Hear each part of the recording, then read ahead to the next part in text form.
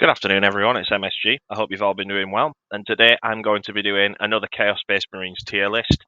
I figured this would be a good idea given the fact that, one, I haven't done a video in a decent amount of time. That's mainly because I've been incredibly busy due to personal stuff in my life, as well as work issues. But yeah, other than that, fairly straightforward. Obviously, a lot of changes have been made for Chaos Space Marines. At the moment, we are currently sitting at I believe, 46 to 48% win rate at tournaments, which is just below average. Again, it's a bit of a strange one. Sometimes, when you're in them circumstances, the faction objectively can be strong, but due to this high skill ceiling, we actually may be a bit stronger. Could do with a bit of tweaks, though. Recently, I've been painting a metric boatload of Empress Children. I have recently finished a Lord Exultant, which is a fantastic model. Primarily, ever since the Empress Children have came out, I've literally just been focusing on them, hence my absence, and my recent video being the Fulgrim video as a indicator, as well as the Empress Children tier list. I will, in future, when I do get time, do a Flawless Blades review, because I have a lot to say about that, but I need to actually create the presentation first, and then do the video itself. So for those Empress Children players, I will be doing that. Can't give any ETA as to when, but hopefully soon. In addition, I have been delving into, aside from Chaos Space Marines, obviously my primary faction is Empress Children, and Chaos Space Marines take a very close second, but I have been delving into other Chaos Legions. So, for example, Death Guard. I originally started off playing Death Guard when I originally got into the hobby back in 2018, and at the minute, I'm not happy with how they are. They're way too strong. They just need tweaking a bit. Again, I will also consider doing World Eaters content. I know a lot of people, Chaos Space Marine players, tend to divulge between playing Chaos Space Marines and playing a different Legion. It's very rare that you do get people who actually strictly only play Chaos Space Marines, which is fine. Some people are purists, and I appreciate the consistency, but for me, I prefer dipping and dabbing into different legions, mainly from a content perspective, because more content equals more views, which means a lot of people are engaging, which is nice because I enjoy speaking with every single one of you in the comments. But yeah, I'm going off track here, so we'll start off with the Chaos Space Marines tier list. For a brief disclaimer before I do start the actual video, as you can see on the left, this video isn't necessarily meant for looking at the screen. You can put it on in the background if you're doing some painting or doing some other task, or even if you're on a walk or something like that, and you're just wanting to pass the time and hear someone talk about the game that they love. Then that's fine. I appreciate that. But I will have visual aids on screen should you need it. Obviously, like I said, I don't really have time to install decent recording equipment, so you will have to deal with the split screen. So we have on the left, obviously, the actual tier list, and on the right, we have Wahapedia, which is obviously where I'm going to get the data sheets from. So on the right, I will be showing the data sheets, and it will also include, any enhancements, stratagems, detachments, etc. Second of all, the rankings will be based primarily on experience mixed with tournament results, and I will give my own opinion as well on that. Primarily, like I said, this is my opinion. This is a tier list, but I will try and make it as objective as possible. There are going to be a few caveats. So, for example, if something is objectively really bad but has a very niche use that makes it very, very strong, then it will not be considered terrible. Like at the bottom of F tier, there will be a caveat to that, which I will explain when the unit does show up eventually. And yeah, with that said, let's just continue. Just before, though, very briefly again, tournament staple means lists that are units that are brought in tournaments. I don't necessarily think that they might be auto include. They genuinely just might be brought in tournaments for the most menial stuff. And the only reason why they're ranked so highly is because nothing else in the codex can do what they do, with be it point efficiency or an actual ability that they've got, which makes them really strong. But yeah, with that said, we'll start off strong. We have the Warp Talons. These are a personal favourite of mine. They're a fantastic unit. They have been nerfed again, I think. I can't remember. I've not been paying much attention to the point status recently. However, they do have a brief description: 12-inch move, toughness 4, 3 up, 5 up invul, 2 wounds each. They're just a Space Marine with a 5 pinball, basically, and 12-inch move. Everyone knows how good these guys are originally, back in the day when they could literally just drop down and delete a unit and then just jump off. They have 4 attacks each at strength 5 minus 2 AP, 1 damage each, hitting on 3s. They also come with Twin Linked, which is fantastic. That allows them to re-roll every single wound roll, which is a really, really strong ability. And it synergizes really well with Veterans of the Long War. So, for example, if you're attacking your Focus of Hatred, which is what you should be doing when you're playing Veterans of the Long War, you get essentially full rerolls to hit and full rerolls to wound on this unit, which is demonstrably good, especially when you're fishing for 6s, be it for lethal hits or for sustained hits. Primarily, the Twin Linked is kind of useless if you're going for lethal hits, given the fact that you don't even need to roll for the wound, and a lethal hit. But yeah, their ability, just to briefly recap, at the end of the fight phase, if the unit has destroyed 1 or more enemy units in the phase and isn't within engagement range, you can take them off the battlefield and put them into strategic reserves, which then allows them to pretty much just jump in, kill something, jump off. However, and I'm going to briefly explain this, Games Workshop have fairly recently, within the last year, have been balancing squads around points. So, for example, a lot of the MSU style play, which is multiple small units, for those who aren't aware, are Legionaries, for Emperor's Children especially, Tormentors, Infractors. You want to bring the unit for as cheap as possible, and you're essentially min-maxing. So, for example, with a unit of Warp Talons, you bring in 5. You want to bring 10 because obviously 40 attacks, maybe even more. If you're running experimental augmentation, so for Fabius bile you get an extra 10 attacks if you run with a +1 attack. Again, they're just a really good unit, but again, the points cost is ridiculous. So for 5 of them, it's 125. For 10, it's 270. So normally that would have been 250, but obviously because Warp Talons are so killy, they get a bit of an extra premium on that. So you can still bring up 5 of them. I wouldn't advise it because 20 attacks is a lot worse than 40. But yeah, overall they're still pretty good. They work really well with a brief synergy. I'll explain this for all units if possible, but I don't want this video to go on for too long. The Pack-bound Zealots are really good for Marcus Lanesh. You get the advance and charge, so when you rapid ingress, you can afford to rapid ingress further away into a more safe position if you need to. With that said as well, you got the advance and charge, so advance and charge is fantastic. It would be advance and shoot and charge, but they've got no ranged weaponry. They also get sustained hits on 5s, which is most of the time what you're looking for. So you can massively, multiply that damage output. Again, Fabius bile +1 attack, +1 to hit, or +1 toughness at T5. Again, the thing is with Warp Talons, if you don't kill whatever you're in combat with, they're more than likely going to get murdered because they're not durable at all. They're just Space Marines at the end of the day. But yeah, ultimately, I think these are very, very good in Dread Talons. I think they're great in Raiders and Reavers because if you're on an objective, then you get AP -3, which is phenomenal. They're okay in Veterans of the Long War mainly if you're attacking the Focus of Hatred.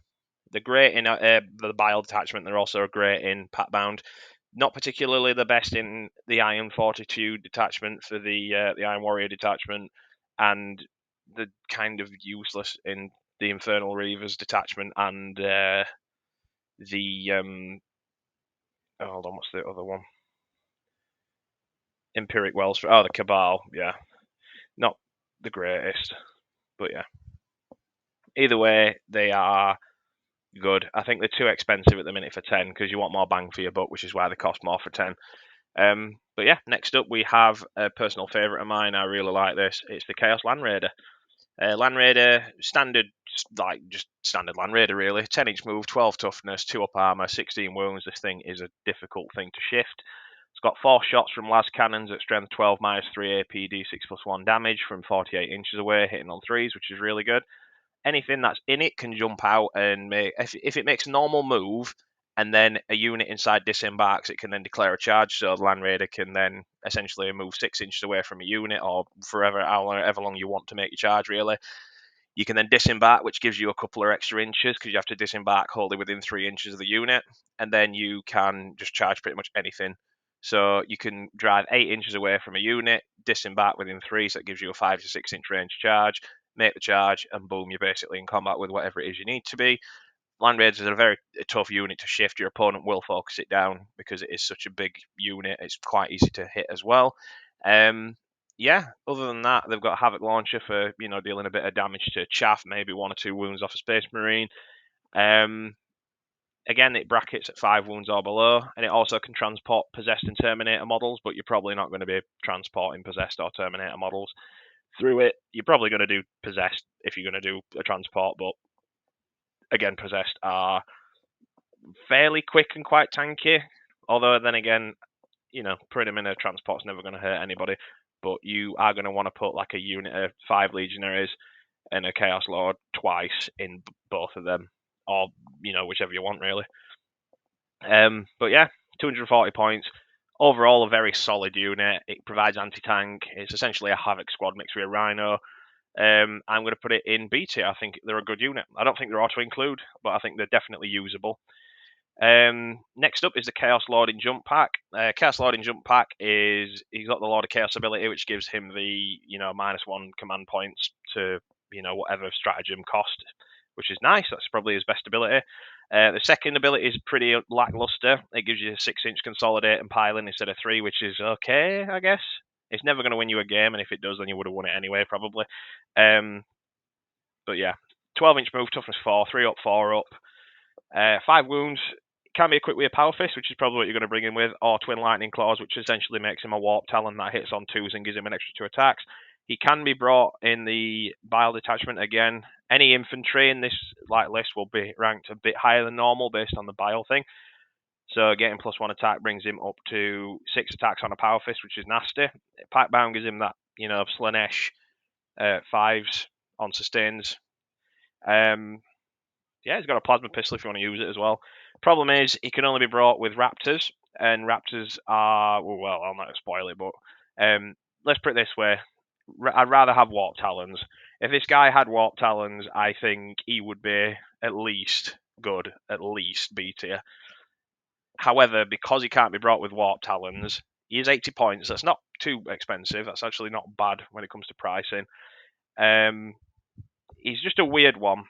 He would be jump packed, well, pun intended, to at least good if he did have the ability to be brought with Warp Talons, but because he doesn't, he's very situational. And when you're building a competitive list, you have to understand the philosophy of what else can I get for this, and is this going to multiply whatever it is that I'm bringing it with, if I am bringing it with a unit, and can it hold its own? And in all honesty, the jump pack is Chaos Lord in Jump Pack. It's underwhelming. I have not used him in a game, primarily because, I'll be honest, I don't really like the model. It looks okay, in my opinion. Again, some people will probably disagree with that, but I miss the old school jump pack Chaos Lord in 8th editions, where you could just slap him with a Thunder Hammer and then just jump in and beat the shit out of anything. But yeah, overall, I would put him in situational. I think he is held back by being led with Raptors, and that's the primary thing. Other than that, his second ability is pretty lackluster, but he's overall, he's just fine. He's situational. If you want to bring him in like a Dread Talon list, it's not the worst choice, but I think the synergy with Lord of Chaos, and if he was able to be brought with Warp Talons, would make the Warp Talon Lord with Jump Pack combo already nasty. I mean, the Warp Talons are already nasty anyway, but this guy would amplify that. You get a free stratagem, which could be, re-rolling hits, increased armor penetration, anything like that really, or extra, attacks. There's just a lot of versatility there, but again, it's less impactful on Raptors. But yeah, he's in D tier. Next up is the Helldrake. Helldrake is a fantastic looking model, and that's about all the pros there. Potentially good into like big scary fly units like Demon Primarchs, where you're hitting on 2s because obviously they have the fly keyword. You're wounding on 2s, and any 2 to wound is dev wounds, so you're doing 2 dev wounds. However, 5 attacks, so potential to do 10 devastating wounds to a unit that is 205 points is kind of shit. The flamethrower is, again, situational.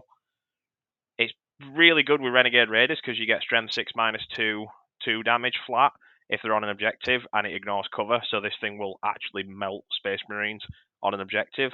The auto cannon's just okay. You could make an argument for it, but I personally prefer the Bale Flamer due to the fact that movement's not really an issue on this thing. It is only toughness 9 with a 5-up invul and a 3-up armor and 12 wounds, so this thing will go down immediately. It has 0 OC as well, which means you can't just tag the backline objective if nobody's on it and you've got stickies, so you can just run over and tag it. You can't do that with this thing. He does bracket as well. Potentially, this guy can kill a Demon Prince in one turn, because if he does 10 wounds, it kills... Oh no, I'm thinking wrong. No, actually, no, I'm not.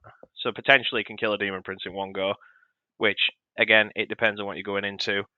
Other than that, he's just very situational. So this is a guy I mentioned earlier where I'd put him in E tier, where I think into any list that has fly, this guy is horrible to deal with, but his damage is pretty mediocre. I mean, he's only AP 1, but either way, you're wounded on 2s anyway.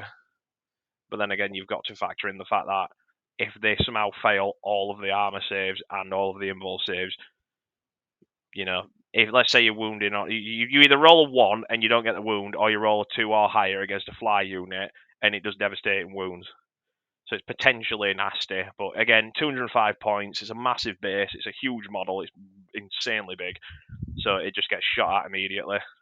Yeah, that's pretty much it. It's bad, unfortunately. Not bottom of the barrel, because it does have a niche use. Next up we have Huron Blackheart. Good old Huron.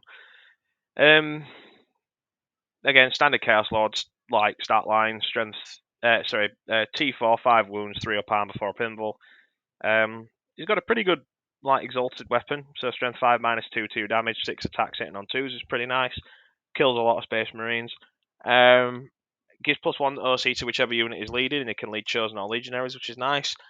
He also has the ability to essentially move 3 units from the board and then redeploy them into strategic reserves, regardless of how many units are already in it, which can be potentially big.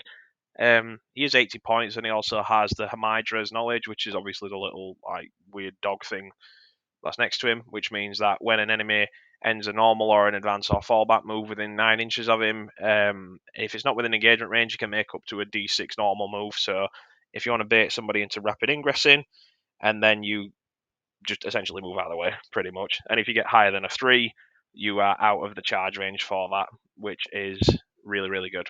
But yeah, alternatively, if something moves bang next to you, and it has to get through somewhere where Huron's behind the wall, and you roll a D6, you can potentially move block something. You can get into just an inch away, so you essentially just move block it, or you can get an easy kill after that. But yeah, Huron's okay. I think Huron's like C tier. I'm probably not great with him. That's probably why I rank him at C.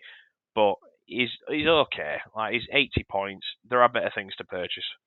Chaos Spawn are next. Chaos Spawn are a very weird one. So you've got T5, 4-up armor, 4 wounds, 5-up feel, no pain, 8-inch move. Pretty good. Decent stat line. Then you realise it's got no objective secure. So it's got no OC. So you can't capture an objective. Its attacks are pretty decent. So D6 +2. Strength 5, -1, 2 damage, hitting on 4s. It has a very weird ability where it has, if it's within 3 inches of a unit, an enemy unit rather, it can reduce any and all OC by 1.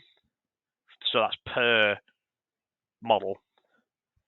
So if, for example, you've got a unit of 5 Space Marines on an objective with, I don't know, Lieutenant, and you have your Chaos Lord and 5 Legionaries there, and they're fighting over the mid-board, you can run these guys next to the Lieutenant and the Space Marines, and you can pretty much just be like, yep, that objective's mine now, even though they don't have any objective capture, OC score, objective control score, the Chaos Lord and the Legionaries do, so you'd get that objective. Again, they're only 70 points for 2, which is actually pretty decent. That's not a bad pricing at all. they're just a bit weird. So then, if Marcus Lanesh is good on them, obviously, because advancing charge and sustains on 5s. Focus of Hatred, rerolling all hits is nice because they hit on 4s, so if you miss a couple of attacks, it's not great. They're very swingy with the attack number as well, so maximum of 8 attacks, minimum of 3. And again, the mortal wound, you can use if you take mortal wounds from your dark packs, then you can obviously use the feel no pain as well, which is potentially nice because you could roll like a mortal wound and just ignore it. Overall, I think they're pretty good. I put them under the Land Raider. I think they're actually pretty good. If you can make use of them, and like pincer movement on an objective. So, for example, a strategy I've just thought of. If you keep these on the back line, obviously we have better units for that, which I'll get into later. Then you have an enemy. Let's say they send through, I don't know, 1 OC. If they've got 1 OC units, like a deep striking unit, and they charge you to try and take that objective off you. If you stick that objective and put these guys on it, they are not going to capture. The enemy can't capture it off you due to the aura. So that is a potentially good way to use them. But yeah, overall, I'd say they're just good. They're nice. They're in a good spot. Next up, though, a guy who had a massive glow up, and I have been saying this for literal years. Lord Discordant. So, it's 14-inch move, toughness 9, 2 up armor, so that's great. 4 up invul, 10 wounds. He has been reworked, which is, again, I feel vindicated. Shout out Conrad Kurz. But he's got his bale flame, which is nice. His auto cannon, which is nice. I'd personally just bring the bale flame. He's had a couple of reworks. So now his Impaler Chainglaive does a flat 3 damage. So it's strength 8 minus 3, 3 damage, 5 attacks with lance, which is fantastic, hitting on 2s. So you've got AP minus 4 on an objective with this guy. If you're attacking an enemy unit that's on an objective. They changed his abilities, if I'm not mistaken. I can't, off the top of my head, remember where his old abilities were because there's been that much stuff going on recently. I haven't been keeping up. But at the start of your shooting phase, select 1 visible enemy unit within 12 inches of this model and roll a d6. On a 2 and 3, it suffers d3 mortals. On a 4 and 5, it suffers 3. And on a 6, it suffers d3 plus 3. And that's at the start of your shooting phase. That's so you could run next to a tank and just be like, yep, mortal wounds. Or a vehicle, rather, and be like, yep, mortal wounds. If you get a light vehicle that has, up to, let's say, I don't know, your average light vehicle is like what, between 5 to 9 wounds. You can potentially take off half its HP in a single go, which I think is pretty nice. Again, if you roll a 1, you get nothing, but it's 3 mortal wounds, and you don't even need to be like in combat with it. You just have to be 12 inches away from it, which I think is actually pretty good. This guy is like a dedicated anti-vehicle dude, which is fantastic. Obviously, because he's a character, he can be brought with enhancements. So he can take stuff like, I don't know, there's so many that are great with him. Like, all of these are pretty usable. Like Dread Reaver, if you're on Renegade Raiders, if you're in enemy's objective deployment zone, you get full rerolls to hit. Or within 12 inches of your opponent's deployment zone, you get full rerolls to hit and full rerolls to wound, which is really good. Tyrant Slash is nice on him as well. This guy's really good in Renegade Raiders, obviously due to the advance and shoot thing. Obviously, Renegade Raiders is probably the best attachment at the minute, other than Creations of Bile. But it's just good in pretty much any of them. Even like, for example, the Soulforge Warpack. So this guy can be brought in there. Obviously, he's not a demon vehicle unit, but he can still be brought in it as an anti-vehicle tech. But then again, you're not really struggling to do anti-vehicle damage in Soulforge Warpack because +1 to wound on a Forge Fiend is quite frankly ridiculous.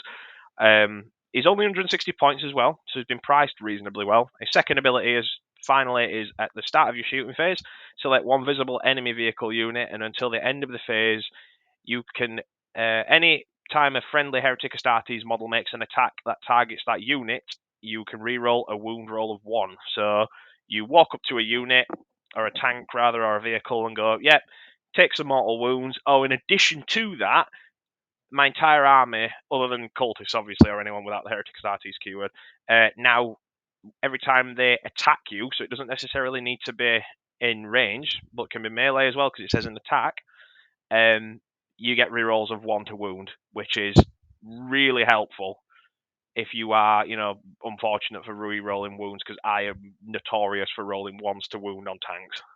But yeah, overall, he's usable. He's a lot more usable than he used to be, and I'm not going to fall to the hype because I still think he's weird. So you can probably bring 3 into vehicle list. Like, nice, this guy fucks. Like, he absolutely destroys whatever he's fighting into knights. The 3 damage flat's really good. The mortal wounds into vehicles is really good. Rerolling 1s to wound is really good because it also means he benefits from it because he is a heretic status.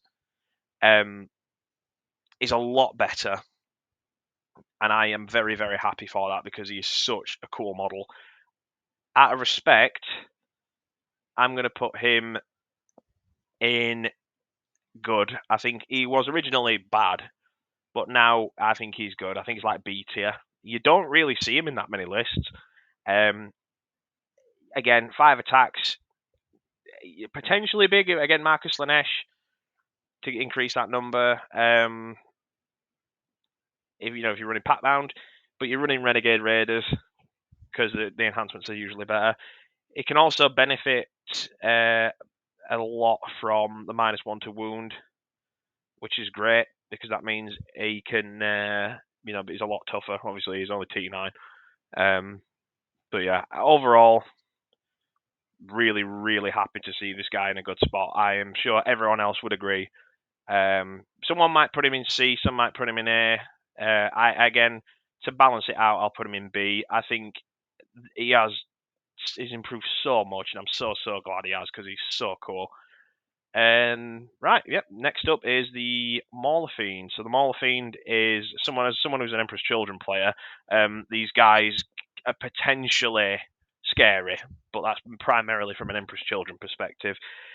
The Maulerfiend obviously is just your standard, I'd say he's like the bog standard for your demon vehicle. So he's 10-inch move, 10 toughness, 12 wounds, 3 up armor, 5 up imble. He's not particularly difficult to shift, and at 130 points, he's pretty reasonably priced. He's a very weird one. So he's only AP2, which is it's a bit weird, but I get it because if it were AP3, it'd be a bit too strong. Again, strength 14, -2, D6 plus 1 damage, 6 attacks hitting on 3s. The Emperor's Children one, I'm just going to be completely honest, the Emperor's Children one is way better than this one. We already get advance and charge with the Maulerfiend on Emperor's Children, and I will just briefly show you that. So just bear with me.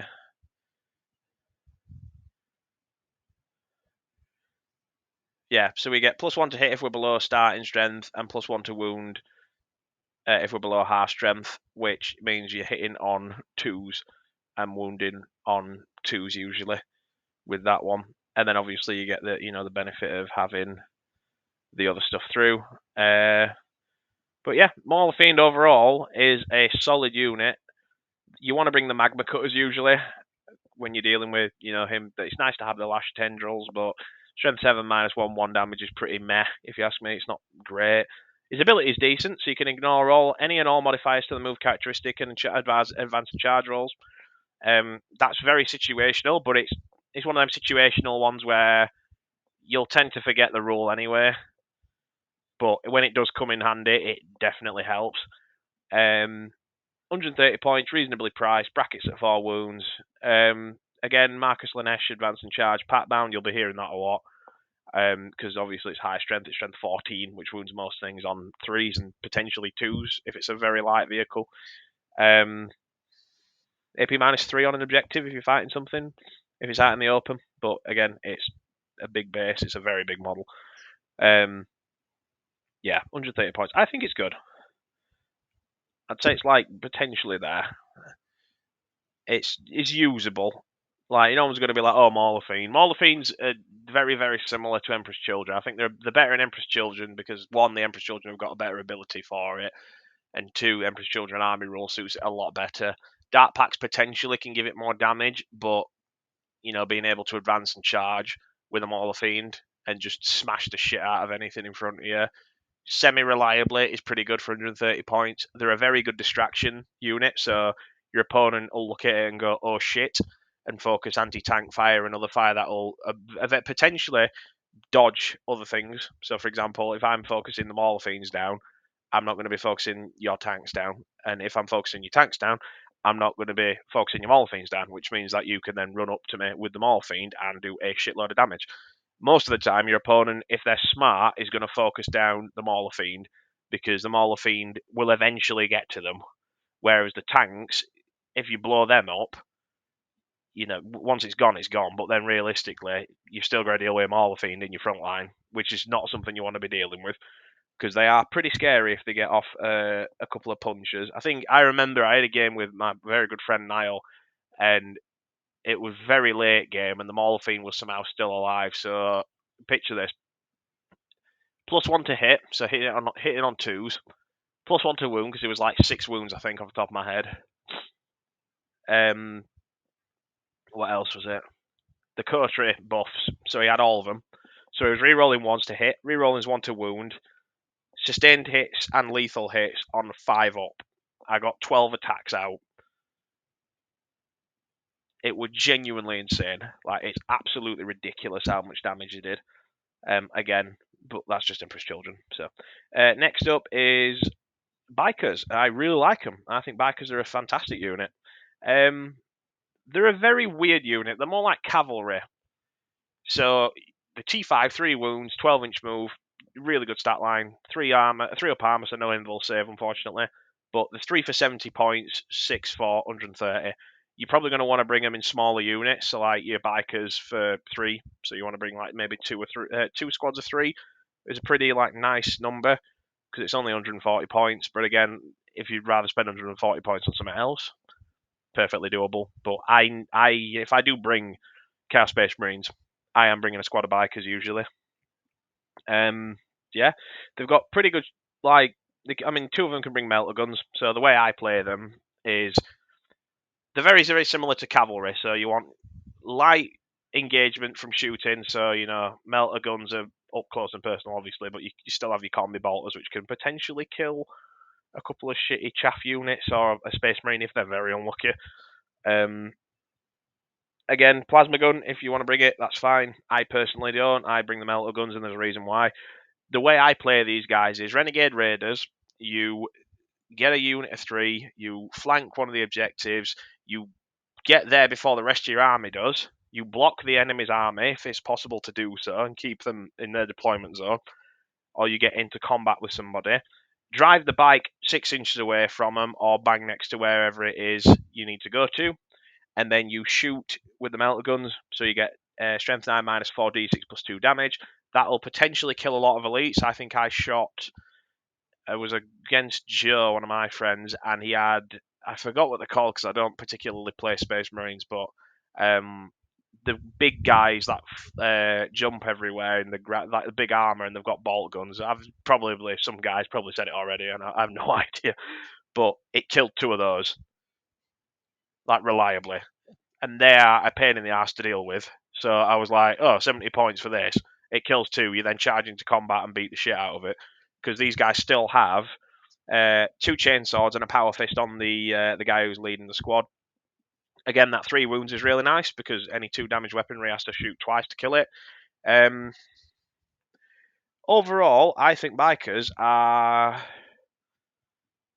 low A tier. I think they're very usable. If you bring a squad in your games, and I would highly recommend doing so, obviously it depends on the local meta, but from my perspective, Bikers are, I bring at least 1 squad, because they're very, very durable into certain matchups, and they also have a surprising amount of damage. And for 70 points for a fast-moving, decently durable unit that can reliably capture objectives, skirmish very well, it's just great. Like, overall, really, really nice.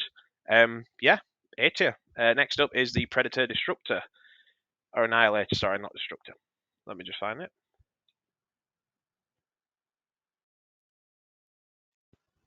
There we go. So, this is your dedicated, I'm just going to briefly explain it. And while I'm here, I'm going to do them both at the same time because it's easier. So the Predator Disruptor and the Predator Annihilator are they're very, very good. I'm going to explain why. The Annihilator gets a lot of shit, but if I'm not mistaken, it got the rule changed because if my memory serves me correctly, that used to be reroll damage rolls of 1. So now you can reroll the damage roll overall, which is really, really strong. Like if you're hitting anything, you are now a dedicated anti-big thing unit. So demons are going to hate you. So big, like greater demons. If they don't pass their invul saves, obviously. Any kind of knight is going to hate you because you are going to do a lot of damage to it. Tyranids, monsters aren't going to like you. Primarchs aren't going to like you. Any kind of big, scary threat unit that your opponent wants to keep is going to have a problem dealing with this thing. So it's got a very, very good range. So it's 48-inch range. It's very actually compact. So I don't know if anyone here, well, I assume people do have these models. I've yet to get one of them, which is unfortunate because Games Workshop didn't give Empress Children any ability to use any Predator tanks, and I'm still fucking bitter. But I digress. I'll just briefly explain the stat line. So it's your bog standard vehicle. So 10-inch move, 10 toughness, 3 up armor, 11 wounds, 6 leadership, and 3 OC. So pretty good. Like it's solid. It's bang, middle of the road. It's got 2 las cannons. So strength 12 minus 3d6 plus 1, hitting on 3s, 48-inch range, really good. The big thing is the Predator Twin Las Cannon. 1 shot, hitting on a 3, strength 14 minus 3, d6 plus 1 damage. This is the big anti-wounding thing. So anything T12 is going to fucking hate this thing because it's wounding it on 3s, and then potentially, when that goes through, if they fail their invul save, that's d6 plus 1 damage. If you're all shit for the damage, on average you're doing between 3 to 7 wounds to a target from 1 shot of this big las cannon. And you're re-rolling wounds to hit as well because it's twin-linked. That in particular, not the las cannon, but the Predator Twin las cannon is the re-rolling one. You're not really going to bring it with heavy bolters because it's a dedicated unit. But the problem is, and as much as I enjoy the Predator Annihilator, there's a big problem with it. And those, feel free to disagree with me. If you disagree with this point, that's fine. And it's the same philosophy I said about the Havocs, which is what I'm going to say later on. And I'm not going to, I probably will repeat myself, but when the Predator Annihilator does its job, you like it, and then you notice, right, okay, we've killed the big scary tanks, we've killed the Lehman Rusters, we've killed the Tyranid-like monsters, we've killed the Greater Demons, we've killed this, we've killed that. That's fine, and then when it does that, it is useless. It does its job. You can bring like 1 or 2, so 2 would be actually not too bad depending on the matchup. And then that's it. It does nothing after that. You are firing las cannon shots into infantry at that point. So if you're firing into guardsmen, you've killed 3 guardsmen. Congratulations. You're firing into bloodletters. Congratulations. You might have killed 1 or 2. If someone gets lucky with their invul save, you've killed none of them. And that's my point. It's a very well designed unit because it's got one job and it does something. It does that job very, very well. However, once that's gone, it's useless. And it's the same thing I said with Havocs. Havocs with las cannons are great until you're shooting into infantry or chaff. So they're not very good at clearing out chaff infantry because they've got no way to reliably do that. You've got combi bolters, but let's be fair here. You're not going to kill anything reliably with a combi bolter. Like, very rarely will you even kill a guardsman. You'll probably get like 1 or 2, if that. That's the problem. And yeah, granted, it does have smoke, which means it can be a bit tankier. It's only T10 and 3 up armor. Anything AP4 ruins this thing and just kills it immediately. It's only 11 wounds and it brackets at 4. So then you're hitting on 4s. But predominantly when some tank's getting shot at, you're not going to be shooting a tank and then going, oh, well, we've just wounded it slightly, we'll leave it. Like, no, they're going to nuke the tank. Like, that's how you do it in 40k. You don't leave something to stay alive, you kill it straight away. Overall, though, the Annihilator is going into good. I think it is just below. I'd bring it above the Lord Discord. In fact, no, low grade. I think Annihilator had a massive improvement. That little tweak to its ability is really, really good because you don't have to waste a command point for rolling your damage roll, And if you roll a 2, you're not punching your sen in the fucking head. You're actually getting a decent amount of damage, because originally it used to be, oh yeah, you can reroll a 1 and then you get a 2, so you're fucked basically. You've done 3 damage on a tank. Due to the swingy nature of las cannons, that's the problem. But again, it doesn't necessarily mean as well, if you roll the damage roll from your Predator Twin Link, you can also get it from your other las cannons. So you don't have to do it for that one. It's really, really helpful. But yeah, I think they're great. Now, the second one, which is the Disruptor, is the anti-infantry version of this. So, in my opinion, I think on average, the Disruptor's better. And the reason why the Disruptor's better is because, and let me just put, I've probably got this the wrong way around, and I do apologise, but I'm thinking twin las cannons. That's the one. Yeah, this is the one. This is the auto cannon. Exact same stat line, so I'm not going to repeat it. The weapons changes are different. So this thing has 2 las cannons or 2 heavy bolters. You're going to be bringing it with the las cannons, because then it has, at least it's got some anti-tank. Granted, it's not as effective as the Annihilator, and it's not supposed to be as effective as an Annihilator, but it's the fact that you can bring 2 las cannons on top of a Predator auto cannon. There can be an argument to be made for the heavy bolter. So it's 36-inch range, 3 shots. So you've got 6 shots, hitting on 3s, strength 5, -1, but it'd be -2 if you're attacking infantry. 2 damage. You'll reliably kill about 2 Space Marines on average, 2 to 3. With that, and it's also got sustained hits, which is nice. The las cannons are probably more applicable though, because in a majority of circumstances, you'll have, decent anti-tanks. 2 las cannon shots can potentially do, half a Lehman Russ in damage, or if you're very lucky, you can wipe the thing if you get lucky with the auto cannons or something. The main reason why you're bringing it is because of the auto cannon. So it's rapid fire 2, 48-inch range, which is absolutely fantastic.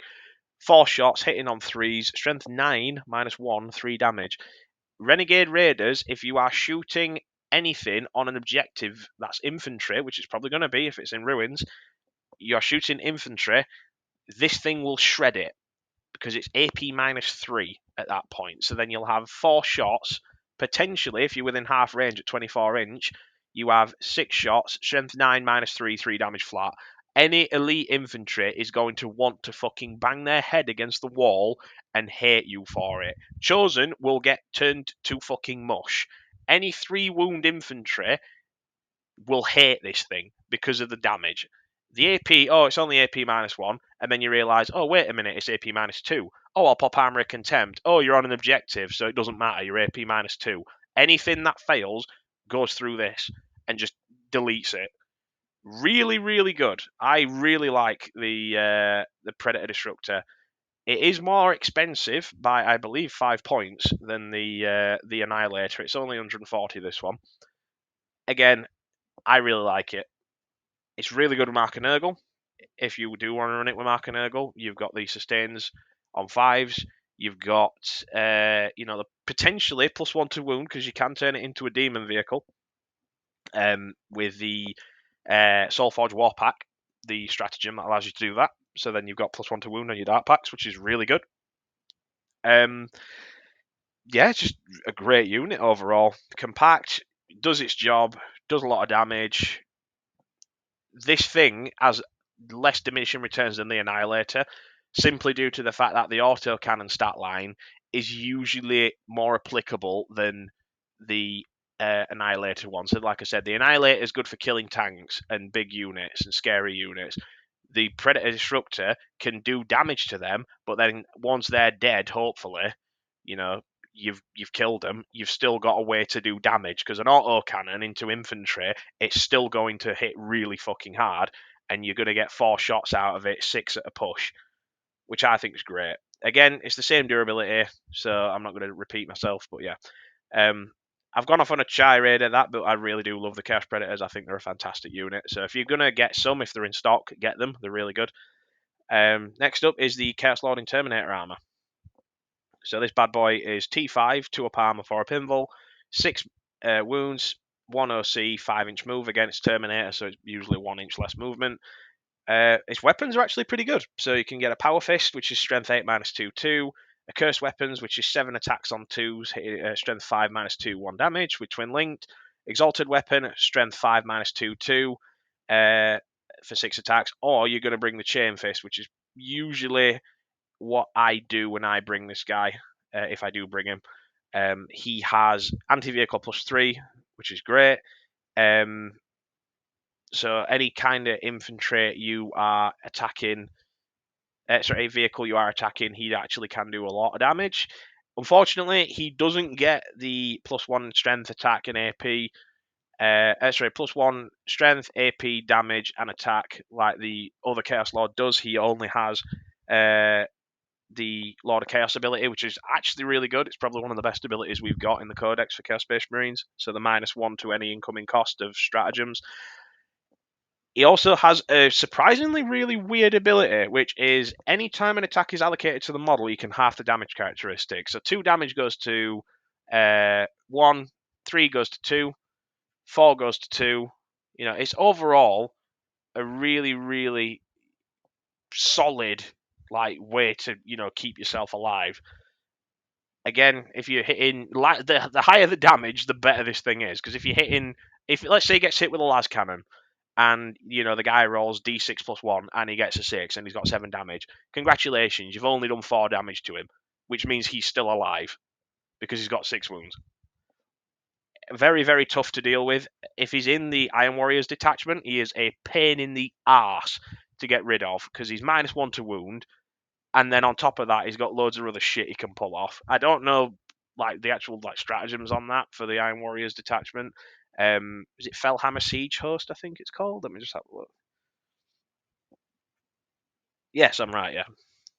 Again, Renegade Raiders is nice on this guy because it gives him the ability to advance and shoot, but his shooting's pretty meh, to be honest with you, because, again, it's a combi bolt or a combi weapon. You're probably going to bring the combi weapon because of the dev wounds. He can lead Terminators, and he's only 95 points, so I think he's pretty reasonably priced. I think he's quite tanky. The Emperor's Children equivalent, which is a Lord Cacophonist, has better shooting, but it's closer range, obviously. Shitter melee, because this guy hits really hard in melee, but ours is only 60 points. So we are about just under a third of the point. We've got a third of the points cost cut off already than this guy. Where would I rank him, though? I would rank him in average.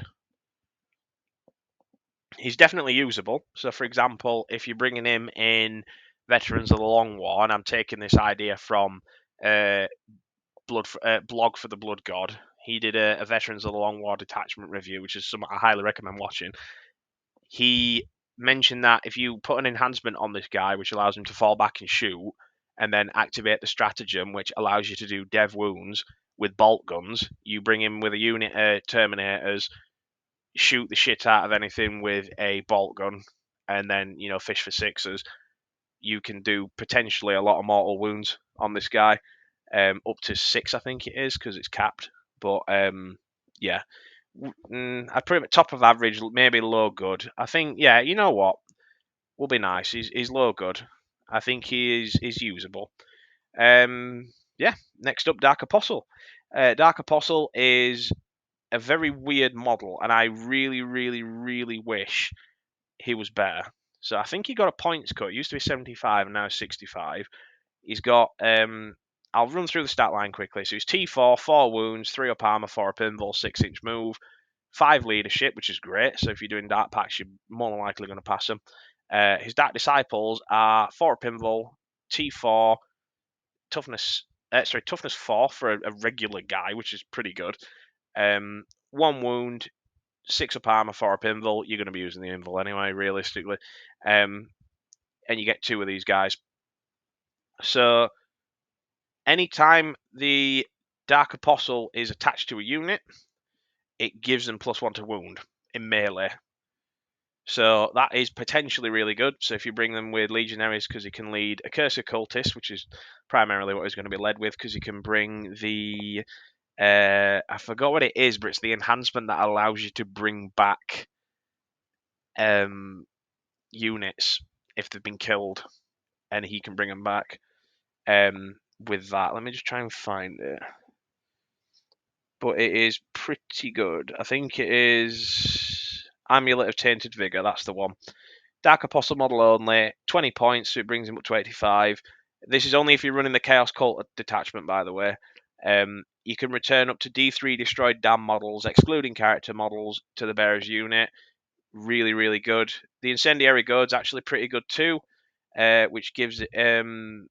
I'll just read it out because it's probably quicker. So, Dark Apostle or Damn model, so that includes the Dark Commune. While the bearer's unit is below its starting strength, +1 to strength characteristic of melee weapons of damn models equipped in that unit, and while the unit is below half strength, add 1 to the characteristics of those weapons as well. So you get +1 attack, +1 strength, and +1 to wound on top of that because his ability also works with that. At the start of the fight phase 2, he can do Malign Sacrifice, which is easily one of the worst abilities we've ever got, and I'll just briefly explain it. You can throw one of your guys, your Dark Disciples, at an enemy, pretty much, if you're within engagement range. On a 2 to 5, it does 1 mortal wound. On a 6, it does D3, and then the Dark Disciple model is then destroyed. It basically just blows himself up. Another ability, which is actually pretty good, and is better in Chaos Cults for obvious reasons, is Demagogue, which means that if you point at a unit at the start of any phase, if that unit is battle shocked and it's Heretic Astartes, then you are no longer battle shocked, which is great. So, for example, if you're playing against Tyranids or Chaos Knights and you get unlucky and you're all battle shocked and you end up getting battle shocked, you're now no longer battle shocked, which is nice. It's nice to have. The problems are it's a weird one, so I'll explain it. The Accursed Crozius is 5 attacks, strength 6, -1, 2 damage, which is nice. It's not bad. Hits on 2s. The Dark Disciples, in my opinion, are great for durability. So, for example, if someone's trying to use precision on this guy, you can then immediately use these guys as essentially bodyguards and tank the hit. And they have a 4 pinball, which is great. So anything, you got a 50% chance to ignore damage, and it's per instance. So, for example, if you have a guy who has, I don't know, like a very high damage single shot precision weapon that's used to, one shot characters, and it goes through, you can have a 50% chance to ignore it. And if it does go through, you just got rid of a Dark Disciple. Who gives a shit? Like, there's no reason to care. With that said, though, the Dark Disciples harm more than they heal, and I say that nicely. The reason as to why is because you fucking hate bringing these guys in transports. Normally, if you could bring the Dark Apostle without the Dark Disciples, he would be a lot better. However, the reason as to why is you can bring him with a unit of Chosen, because I think you can lead Chosen or the Nemesis Claw, whichever you prefer. Nemesis Claw, by the way, for those who are wondering, would be in A tier. They're really good. Chosen, +1 to wound on Chosen for melee. Pretty much dedicated melee unit. The only problem is you can't bring him in a transport. So the idea is that you bring your Chosen in your Rhino. You get let's say you've got a unit of 10 Chosen. You bring 10 Chosen in a Rhino, and you want to bring, I don't know, Master of Executions and a Dark Apostle. You can't bring the Dark Apostle because you can't take the Dark Disciples out of the unit because it's a unit of 3. So you've got your Dark Disciples, which is the 2, and then obviously the Dark Apostle, which is the 3. You would then have to take out 2 models from your Chosen unit, or 1 Chosen, to bring this guy.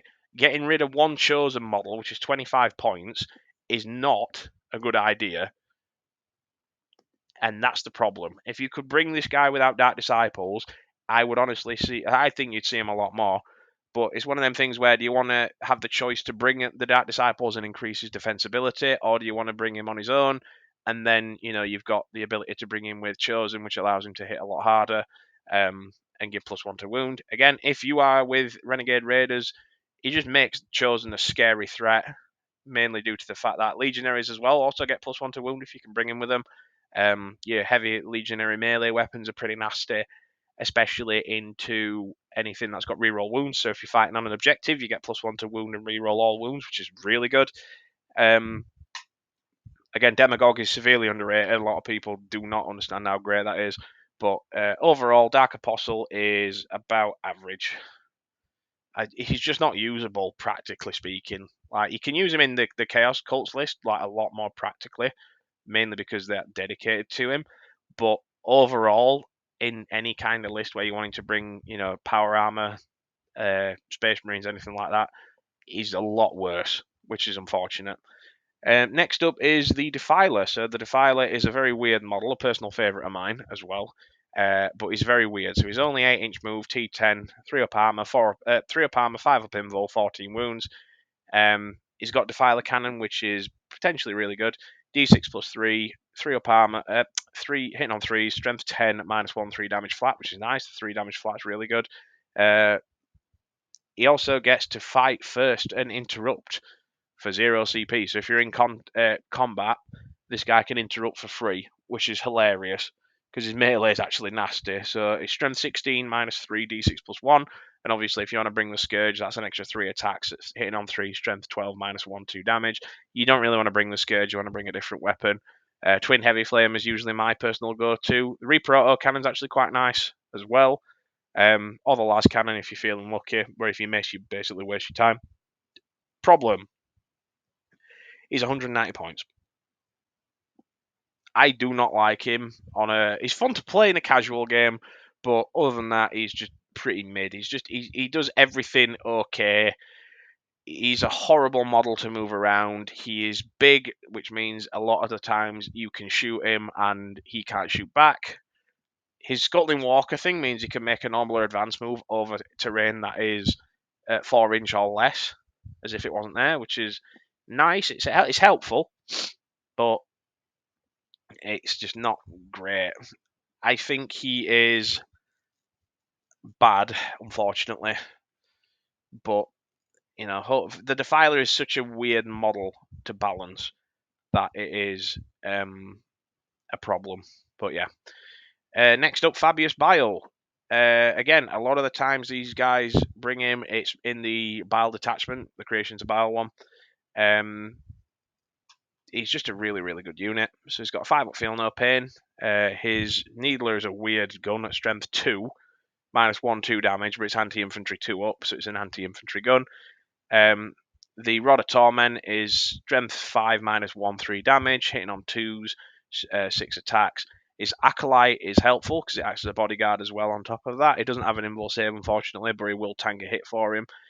In addition, if he's attached to a unit, he gets +1 strength and +1 toughness to the bodyguard models in the unit. So you've got Chosen at toughness 5, hitting on strength 9 with a power fist. Once per turn, when when an attack is allocated to a model in the unit, you can then change it to 0 because the Acolyte, it doesn't get rid of the Acolyte as well, which I think is hilarious. It's support because you would assume, oh yeah, I've just thrown this guy in front of him. But yeah, no, you can literally just throw the guy in front and he'll just tank the hit and just not die. It reduces it to 0. So again, if you're trying to shoot at a unit, and that applies even if they're shooting at the Chosen, you can use this. Again, you're probably going to bring him with Chosen. You can also get back up on a 2 up if you die, and he gets 4 wounds remaining. He's only 85 points as well, which is great.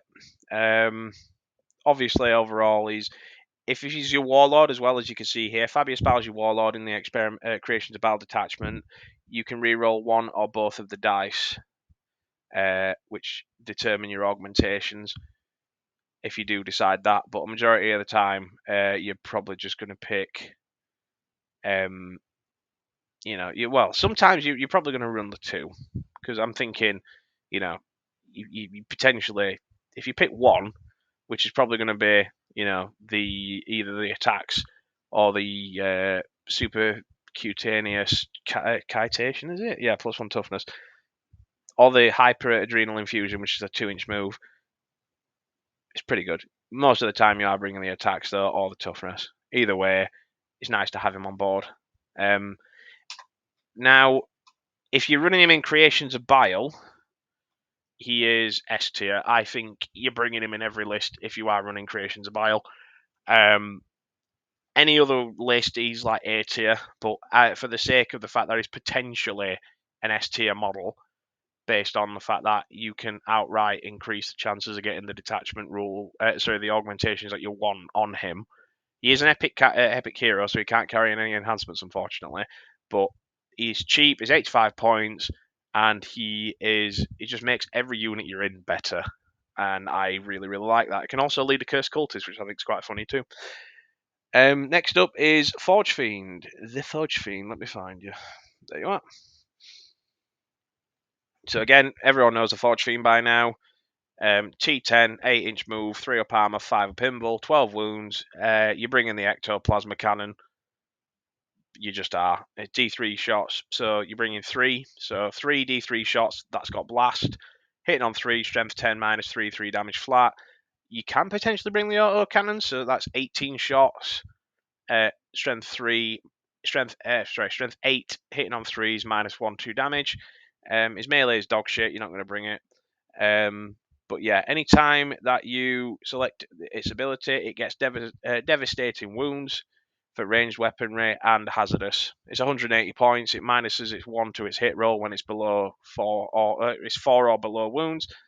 Yeah, it's everyone knows how good the Forge Fiend is. It is a really nasty unit to deal with. 3 damage on the dev wounds. Ectoplasma cannons is really good. The Hades auto cannon, potentially, if you roll really, really good with your 6s, is great. He's really, really good in Soulforge Warpack because the majority of the time you're wounding stuff on 3s or 2s, depending on what you're shooting at. The dev wounds is primarily great on dealing with tanks or elite infantry. This guy's your guy for killing elite infantry with the ectoplasma. For anything else, it's probably the auto cannon. Primarily, though, you are going to bring in with the ectoplasma cannon. Everybody knows the Forge Fiend's really good with that, and he looks cooler with the ectoplasma than the auto cannons, in my opinion. Where I rank him, he's 180 points. He used to be like auto include because he used to be a lot cheaper, and you just see 3 lists of Forge Fiends just being like, "Yep, delete this and then kill everything." Overall, though, I think he is great. You could argue he could be put into good, but I think his 36-inch range shooting platform, he just does a shitload of damage. That's pretty much it. He's great next to Warpsmith, so Warpsmith can give him that +1 to hit, which means he's hitting on 2s. Yeah, so he can as well with Vashtor, if I'm not mistaken. Vashtor gives him +1 strength to his weapons, which means you now get strength 9 auto cannons and strength 11 ectoplasma. So T10 vehicles are now being wounded on 2s if you're running them in the Soulforge Warpack. Yeah, I think he's great. He's a really, really good unit. I'd bring one of them if I had a Forge Fiend. I'd bring one if possible because he is quite pricey. He's 180 points. But yeah, if you've got points to spend, you want to pay for it, Forge Fiend. If not, Predators. Next up, Harken worldclaimer. So Harken is a contentious figure. Some people love him, some people hate him. T4, 4 pinball, 3 up armor, 5 wounds, 12-inch move. He's literally just a Chaos Lord in jump pack. He's got 1 shot from his Hell Spear, which is Assault. Sustained hits D3. Hitting on 2, strength 8, minus 3, 3 damage. So he throws the spear at somebody. The Talon, the Herald's Talon has got precision, so his strength 5, minus 2, 2 damage. Hitting on 2s with 6 attacks. And then he's also got the extra attacks on the Hell Spear, which is Lance and sustain hits D3. So you basically throw the spear, grab it, and then hit somebody with it. Again, strength 8, minus 3, 3 damage. Can lead Raptors. He's 90 points, and he's an epic hero, so unfortunately he doesn't have the versatility of the other Chaos Lord. But he does give a very weird unit buff. So while the model is leading a unit, each time this model's unit ends a charge move, select one enemy unit within engagement range of the model's unit and roll 1d6 for each model in the unit that is within engagement range of that enemy unit. For each 4 up, the enemy will suffer 1 mortal wound, so potentially you're doing a decent chunk of mortal wounds depending on how big the unit you brought is. His second ability is Herald of the Apocalypse, which is a 6-inch aura. So an enemy unit within 6 inches of this aura during the battle shock step of their command phase. If the enemy unit is below starting strength, it must take a battle shock test. This ability cannot cause the unit to take 2 battle shock tests in the same phase. No one's bringing him, unfortunately. He's good in Dread Talons, but Dread Talons is shit. So he's going in D tier. Next up are Havocs. So these are a fan favourite to certain Chaos Space Marine players. They're 125 points for 5. T5, 5-inch move, 3 up armor, 2 wounds each. They're just Space Marines with an extra. They're basically just noise Marine toughness, like T5, 2 up, T5, 2 wounds. That's it. However, these guys can be brought with the plasma gun on the. You're probably going to bring the Power Fist on the Havoc champion because you want some melee threat. And you're also probably going to bring a plasma gun on him. I usually bring him with a plasma gun, primarily because plasma gun's probably more applicable than a melter because this is a long range unit. You don't really want to be getting close to him. But yeah, any of the other Havocs, the 4 Havocs that you're brought with, can be brought with a. Let me have a look. Pretty much any of these, so you can bring them with an auto cannon, heavy bolter, las cannon, missile launchers, or shoot a Reaper chain cannon. Reaper chain cannon is the funny one, which gives them the 8 shots, 24-inch range. So that's 32 shots, hitting on 3, strength 5, 0 AP, 1 damage. So if you're on an objective with Renegade Raiders, they're now AP -1, but that's probably going to get negated because they're in cover. But yeah, it is funny to fire 32 shots. In Pack Bound, if you bring a Mark and Nurgle, obviously you've got that ability to just ignore X-ray for sustained hits on 5s, and also you can, do the Cloud of Flies thing where you can't shoot them. If I'm not mistaken, that's still a thing. They're quite funny in the Fellhammer Siege Host detachment, because obviously the -1 to wound. On top of that, they also get, I think it's extra buffs for shooting if a couple of them die, which I think is a bit strange, to be honest. But primarily, you want to bring these guys with the las cannons. In my experience, they're best used as an anti-tank heavy weapons team, where you run at something or you stay in a corner or on top of a building. With las cannons, you then just shoot the shit out of pretty much anything big that comes within range of your las cannon. So that's 4 shots at strength 12 -3d6 +1, and you just delete everything that comes near or potentially comes near. And each time a model in this unit makes an attack as well, you can ignore any and all ballistic modifiers, so no -1 to hit, so stealth doesn't mean shit. Any kind of thing that reduces your ballistic skill means nothing. They're actually pretty good. They're one of the very few units that actually benefit from the ophthalmic enhancement from the experimental augmentations. So you're hitting on 2s. In addition to that, you can also give them extra movement, which is nice because they're only 5-inch move. So 7-inch move on a guy. But then again, Havocs are that unit where you can bring them in Renegade Raiders and just advance and then just shoot after because they've got assault. Or if you're bringing them with the chain cannons, you can then just run them up into the middle of the board and then essentially sit on the objective and just shoot whatever comes near you with a shitload of strength 5 shots. That's probably the best into guardsmen or any kind of like chaff infantry, like Gene Stealers, cultists, anything like that. 125 points is very, very good though for the pricing. They can be led with a Warpsmith, which literally does nothing. I don't know why they're brought with a Warpsmith because he literally doesn't do anything for them. But yeah, Havocs are overall, I would put them, I would say, just under the Lord Discordant. I think they're good. Some people would put it above the Lord Discordant, but alas, I am not some people. Venom Crawlers next. A very, very fun unit to use. Again, there's not much that's really changed in the years that this guy's been out in 10th edition. He's 120 points. If you kill a unit in the fight phase, you get, again, that ability got nerfed. It used to be at shooting, but now you have to kill them in the fight phase, and you get +1 to attacks, which means if you shoot something, run into it, and then kill it in melee, you get +1 melee attack permanently until you die, and then you also get +2 shots on your guns because it gives you +1 for each gun, and you have 2, so you get the extra 2. That's 12 shots, strength 6 -1, 2 damage, and the melee is the exact same, 6 hits, strength 6 -1, 2 damage. It's literally just the same profile. This thing is great it's a good skirmishing profile because it's 36-inch range. Mark and Nurgle on this guy, you can shoot and you will kill a decent amount of Space Marines in a squad. Obviously, the AP one's not great. Renegade Raiders on the objective means it's AP 2, but if your opponent's smart, they'll just sit on the objective, use the cover, and then they will pop Armor of Contempt into this guy, and that severely limits his damage output. But yeah, he's only T9, which T9 9 wounds, which is very easy to kill. Las cannons can reliably shred this guy. Obviously, you've got a 5-up invul, but I wouldn't bank on it. And his 12-inch move.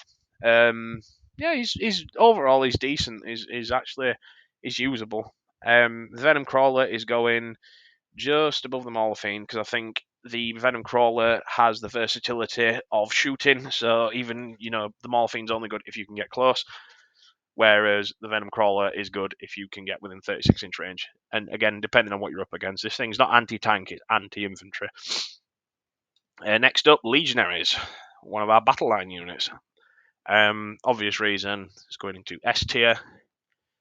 These are a tournament staple. You are bringing them in every list. Everyone knows why. But I will elucidate a bit further. So it's 90 points for 5, 170 for 10, which is nice. You get to reroll dart packs as well. And the main reason why I bring them is for this. Veterans of the Long War gives them the ability to reroll wounds of melees of 1 on an objective, off an objective. And if they're on an objective marker, you can reroll them all. Legionaries, in my opinion, are very peculiar because you're bringing them all melee. If you could bring it with ranged, I think you'd still see Legionaries anyway, realistically. But again, they're just a bit strange. I do think they're auto include though, like they're a fantastic unit. But you get 1 special weapon, so you can bring. I think it's 2 heavy melee weapons in your squad, which is strength 8 -2 damage, 6 attacks, strength. 6 attacks because obviously 3 times 2. Hitting on 3s, strength 8 -2 damage. Really, really good with Marcus Lanesh again. There goes the point because it means that you can have sustained hits and then just essentially fish for wounds. You can also bring plasma pistol if you wanted to. Personally, I don't think I would bring a plasma pistol. I'd just bring the heavy melee weapon. Oh no, you can bring both. I think. Yeah, you can bring a plasma pistol and a heavy melee weapon, and 1 las cannon or Reaper chain cannon if you wanted to. The Reaper chain cannon's the most fun. The Havoc auto cannon is fun as well, but in terms of usefulness, it's probably better to have a las cannon because then you've still got some anti-tank. Obviously, that las cannon's heavy, as is the Reaper chain cannon, which means you're -1 to your hit if you don't stand still. Sorry, you're +1 to your hit because they're hitting on 4s with las cannon. But if you stand still, then you get +1 to hit. Can be useful. I mean, throwing out a las cannon shot, if it hits, good. If it doesn't, then it's not really that important. They're a fantastic unit. I think they're really, really, really good. They're an auto include in pretty much any list. You never really see a list of any, unless it's a specifically dedicated detachment like the cultist mobs or anything like that. You don't really see the Legionaries in that one, but even then they're still pretty usable. They're a very good MSU style unit, so you can put 3 squads of 5 around the map, potentially bringing 6 if you feel like it. Great with a chosen lord, great with a chaos lord. They massively increase his damage output on an objective and make it nasty, because obviously the dev wounds. But Legionaries are a auto include unit. Next up is Plague Marines. Again, I don't really. They're a weird one because they're 95 points for 5, 7 for 130, and 10 for 190. They're a very weird unit, but what I've gathered is if you bring them in Renegade Raiders and give them the what's it called?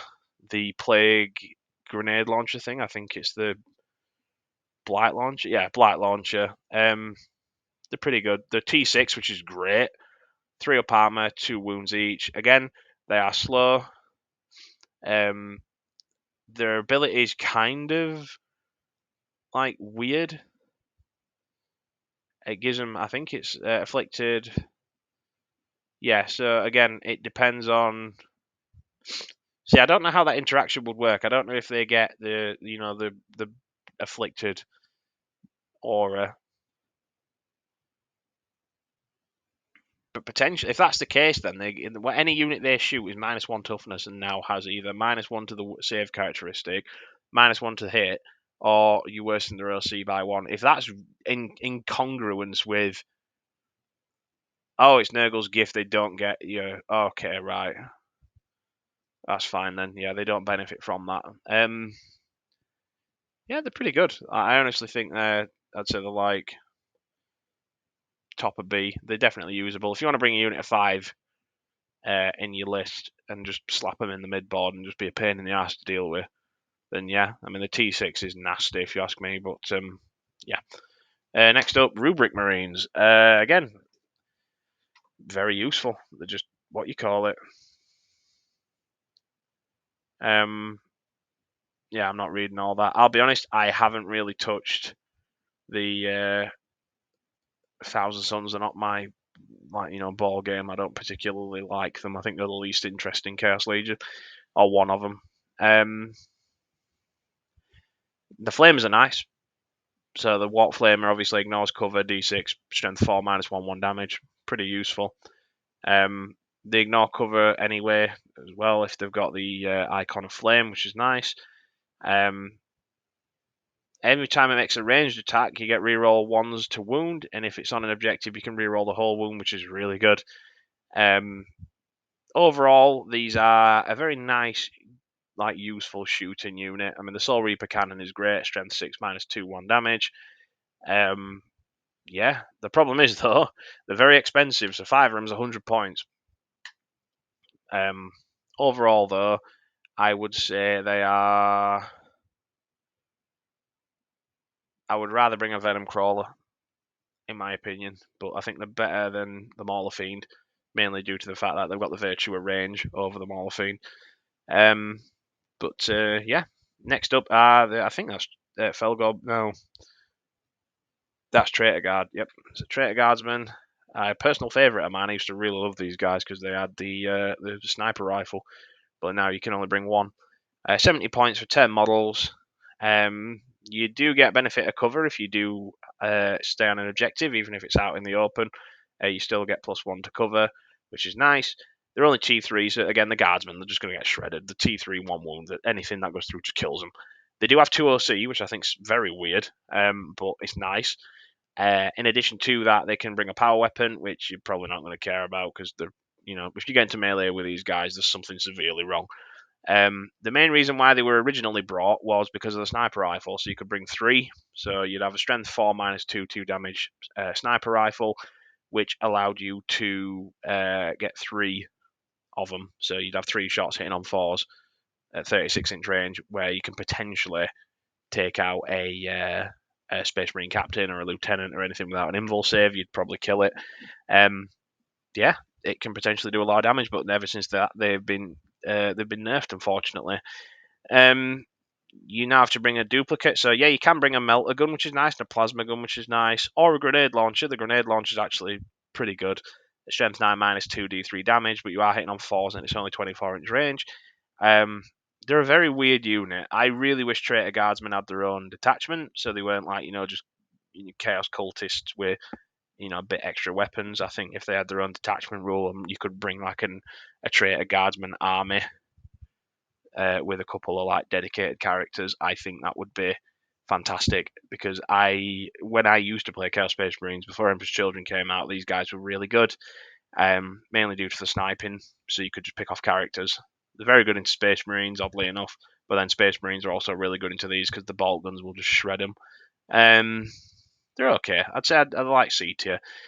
In fact, no, actually D tier, because I think they're more usable than Harken, but they're worse than the Chaos Lord on Jump Pack. I think the massive restriction of not having 3 melter guns, 3 cultist grenade launchers, or 3 plasma or sniper rifles was a terrible decision to make. I understand why, because having 3 melter guns or any kind of sniper for 70 points is pretty good on a ranged unit, but the guardsman, if this was Traitor Guardsman now and they had a full army rule, then I'd understand, because you could bring Traitor Guardsman, 6 of them, so you'd have 6 times 3, so 18 sniper rifle shots hitting on 4, so you're gonna hit that 9 times, wound 50% at a time. It's one of them things, but yeah. They can then be led by the Traitor Enforcer as well. And while we're on the subject, Traitor Enforcer is going in the bin because he's dog shit. F tier. He's one of the worst units in the game. And I'll explain why while we're here. So, yep, the Ogren's actually the best part about him because it's strength 7 -1/2 damage, 5 attacks hitting on 3s. He does have a power fist, so he's strength 6 -2, 2 damage, 3 attacks hitting on 3s, which is okay, in all honesty. The Enforcer has a 5-up invul, but he's only T3 with 3 wounds and a 5-up armor. The Traitor Ogryn is 6 wounds with a 5-up armor and a 4-up invul. He can also use Brutal Example, which means that you can fire while it's leading a unit and contain while a unit that is being led by a Traitor Enforcer contains a Traitor Enforcer unit, you can target the unit with fire Overwatch for free, and you can target a different unit from your army that has used a stratagem this turn. Each time you use this ability, one bodyguard in that unit is destroyed, so you basically pop a guardsman in the back of the head, and you pretty much just you should get Overwatch for free on a guardsman unit, which is absolutely terrible.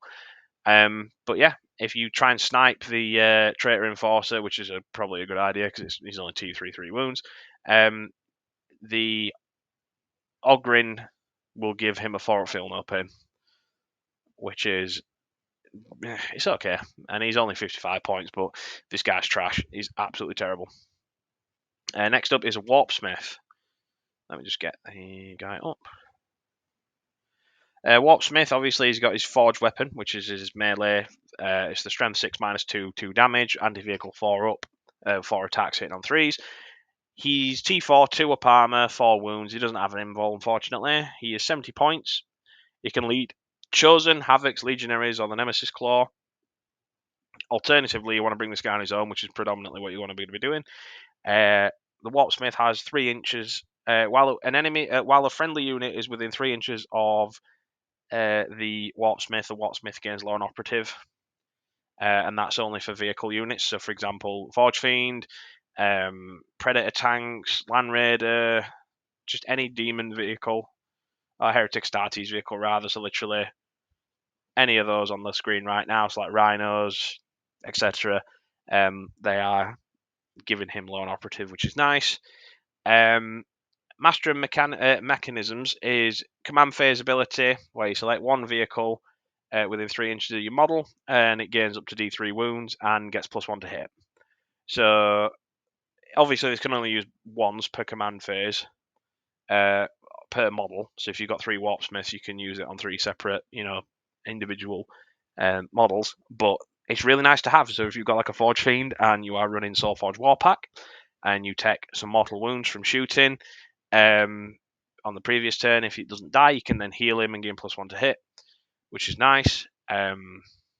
Also, at the end of your movement phase, one enemy vehicle unit within 12 inches must take a battle shock test. That's niche. This guy is in Soulforge Warpack. You're bringing in at least 2 Warpsmiths, and the reason as to why you're bringing is, I will just give it a second. Bear with me. Is because of Tempting Addendum, which is fantastic. So, for those who aren't reading the screen, I will basically just read it out to you. Heretic Astartes demon vehicle unit from your army invokes its contract within 3 inches of this bearer. Suffers 1 more mortal wound as a result of the Dark Pact on top of whatever it is that you are doing. And until the end of the phase, each time a model in the unit makes an attack, you can reroll hits. So if you keep this guy in between like a castle unit of demon vehicles, you basically give him full rerolls to hit, which is insanely good at the risk of potentially being taking more damage. But he can heal that, which I think is pretty good. Overall, though, I would honestly put him in great. I think he is, especially in Soulforge Warpack. Any other detachment, he's kind of like average or situational. But in Soulforge Warpack, you are bringing this guy, or at least 2 or 3. I usually bring 2 in the tabletop simulator games that I have. I usually bring 2 of him, mainly just to keep because you're going to be taking a lot of damage from your Dark Packs and you're invoking your contracts. But on top of that, you've obviously got to deal with the fact that the enemy will also be shooting at you. Next up, Master of Possessions. I'll try and be as quick as I can now because I've just realised I've been going on for quite a while. Master of Possessions, 8-inch move, so he's quite quick. T4, 3-up armor, 5-up invul, 4 wounds. His ranged attack is his right of possession. So anti-psyker 2-up, Pistol, precision, psychic. So he can shoot in the if he's in combat, he can shoot with this, and it means if he's got 2 shots hitting on 3s, but you are going to be wanting to use his ability for this, which makes him hit on 2s and give him +1 to attack, +1 to hit and +1 to wound. Yeah, so he's a psychic, strength 4 -3 2 damage. If you use the focus version, which is essentially the exact same thing, it just gives him hazardous if he fails it. Strength 6 -3 3 damage, and it's precision. So you basically just try and possess a character and then just burn them to death pretty much. Very, very nasty, especially on anti-psychers. This is a fuck psychers born. So into Thousand Suns, this guy's really good. Even in melee, I mean, he's anti-psycho +2. So he's wounded on 2s in melee, but then he's got +1 to hit. So the problem is, though, if you use Sacrificial Dagger, your unit takes a mortal wound. So if you're running him in Legionaries, it's not too bad. Chosen is okay, but he's primarily used as a leader for the possessed if you've got the spare points.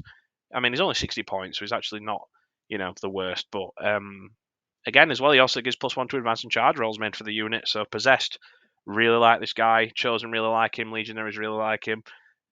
Primarily possessed though, or chosen, because chosen get advance and charge. And possessed also can get advance and charge if you're running them as Packbound with Slaanesh or Renegade Raiders. Yeah, overall he is situational in my opinion. I think he is a great anti-psycho character, and he makes possessed a bit better for 60 points. But if you wanted to cumulatively save some stuff up, he is something you can afford to get rid of. Next up, we have the sorcerer in Terminator armor, a personal go-to for me because I really like his abilities. So he can re-roll advance and charge rolls if he's leading a unit, and he can only lead Terminators because he is a Terminator. He is 80 points, and he also has a decent amount of shooting, so strength 6 -2 d3 damage, d6 shots with dev wounds, which is actually pretty nasty. He's T5, 5 up, T5, 5 wounds, 2 up armor, 4 up invul, 5 movement, 5-inch move. He's okay. I really, really think his stat line's pretty bang average. However, with Terminator, with a 5-man unit or a 10-man unit of Terminators with Marcus Slaanesh or Renegade Raiders, you're re-rolling advances, you're re-rolling charge rolls, and then you're getting into combat. And at the start of your shooting phase, you can look at an enemy, and on a 2-up, you go, yep, everything that targets that in my army now gets an extra AP on it. So if they're on an objective with Renegade Raiders, it's AP -2. You've got Terminators hitting at AP -3 in melee with Power Fists. Anything AP -3 will basically just force whatever it is to an invul save or a 6-up. Yeah, it's just an ultimate damage amplifier. If you roll a 1, you just take D3 mortal wounds, but there's like an 80% chance you don't do that. And then if you do, just use a command point reroll. And if you roll a 1 at that point, then goddamn. But yeah, once per battle as well, his Chaos Familiar, his little gremlin that helps him. When an attack is allocated to the bearer, you can change the damage characteristic to 0. Just nullify damage, and that's to the bearer though. So anything precision, this thing just runs in front of it and dies. So yeah, that's unfortunate. But yeah, overall though, I would put him in. I'd say like there. I think he is. If you can run him as a solo piece and you can get away with just going, yep, there's your -1 AP, and you just shoot the shit out of anything that's nearby, you're probably going to do a lot of damage. But in some games he's useless. In some games he's really good. So I'll put him at like, good. I think he's better than the other one though, the better Terminator Lord out of the two. Next up, Dark Commune. So these are a weird one. Obviously, the Demagog's just got 4 wounds, T3. The rest of them have got T3, 1 wound, 6 up armor, so they've got literally no armor save. 1 OC each, 6-inch move. They do get a 5 up invul if the Demagog's still leading the unit, so these guys do get that extra layer of durability, which is nice. And they also, when they're in the command phase and they're leading a unit, so they can lead a cursed cultist or cultist mob, you're bringing them with a cursed cultist. Everybody knows the Dark Commune cursed cultist blob. You give them advance and charge once per turn. So in your command phase, during that turn, you can only use this once per battle. You get advance and charge, +1 to hit and +1 to wound, which it turns a middling damage unit into scary this is worryingly hard-hitting unit. Again, you can reroll dart packs as well, which is nice because you've got that little extra reliability on top of what you've already got. In addition to that, though, the problem is blast, because there's 5 units in this model, 5 models in this unit, on top of the unit that you bring in with the cursed cultist, which brings them up to above 20 models, if I'm not mistaken, if you're bringing a max unit or a cursed cultist. But yeah, overall, that commune are really good. I would put them in. I still think they're really strong. Like again, 80 points on top of the accursed cultist. They are expensive, but they are definitely still usable. I still think they're great. Next up, Chaos Vindicator. Chaos Vindicator, the good old casino cannon. Toughness 11, 2 up armor, 11 wounds, 9-inch move. You're bringing it for the Demolisher Cannon, which is the 14 strength 14 minus 3 d6 damage with d6 plus 3 shots at 24-inch range and blast. You don't really get caught in engagement range, because if you do, you're still hitting on 3s, which is nice instead of hitting on 4s. But yeah, it's a very, very hard hitting unit. This is your anti close quarter your close quarters anti everything thing that you can reliably do a shitload of damage to. Mark and Urgle turns this guy into a absolutely scary thing. Yeah, he's just, again, he does bracket, unfortunately, if he gets below 4 wounds, or 4 or below wounds rather, it's more specific. But yeah, he's 185 points, which is quite expensive. But I would say he is. You can afford to bring him. It's either him or a Forge Fiend you bring in for your shooting, and depending on what your detachment is you run in, this guy's better at dealing with your bigger infantry. Whereas again, the cost is obviously you're paying for the strength 14 with the d6 damage. You potentially could roll 1 damage on quite a lot of stuff. But if you want bigger, riskier damage, you bring in the casino cannon. If you don't want that and you want more reliable middling strength damage that's consistent, you're bringing the Forge Fiend. But in my opinion, I would rather have the casino cannon over the Forge Fiend, but it depends. If you're bringing it with the Veterans of the Long War on this guy, he is really good if you focus the Focus of Hatred down, because that means you can literally just get reroll hits. So any kind of hit you throw out is insanely good, and obviously the blast helps add to dealing with chaff infantry. Excuse me. But yeah, he's A tier. I think he's pretty good. Chaos Rhino. He is. I'm not even going to waste your time. It's S tier, and it's for obvious reasons. It's cheap. It's 75 points. Granted, self-repair is absolutely dog shit. It does have fire index. If you've got 2 squads of 5 legionaries in it, you can shoot 2 las cannons out of it, which is pretty nice. Its shooting's okay. 12-inch move, toughness 9, 3 up armor, 10 wounds. This thing gets popped by pretty much everything. Can transport infantry aside from jump pack, obliterator, or possessed or Terminator models, which is fine. It's a rhino. It's small, so you can put it behind a wall and then just jump out and absolutely demolish whatever it is on the other side if you've got infantry. The Emperor's Children Rhino is way better than this, in my opinion, because obviously the ability to advance and then jump out is really, really strong. So, for example, if you bring Noise Marines, you can just essentially advance forward with the Rhino, jump the Noise Marines out. Noise Marines can then shoot something, and then the Rhino can then still charge. Unfortunately, for the Chaos Space Marines, the extent of what you can do is you can move this guy up and then just transport through a wall or transport in behind the wall. Again, the Chaos Rhinos are very, very compact. They're actually very, very difficult to reliably shoot unless they're out in the open. They're very easy to hide behind stuff. But yeah, they're an S tier unit. You are bringing a lot of them. Again, you predominantly want to bring them in every detachment if you can. However, they kind of suck in the bile one. They're still usable. Like, don't get me wrong, because you're still going to need a cheap transport unit that allows your infantry to not get shot to shit turn 1. But you've also got to understand that they don't benefit directly from the rule that bile gives them, mainly due to the fact that it's not an infantry model, it's a vehicle. But again, yeah, the Rhino's a tournament staple. It has been for a very long time, and it will continue to be for a very long time as well.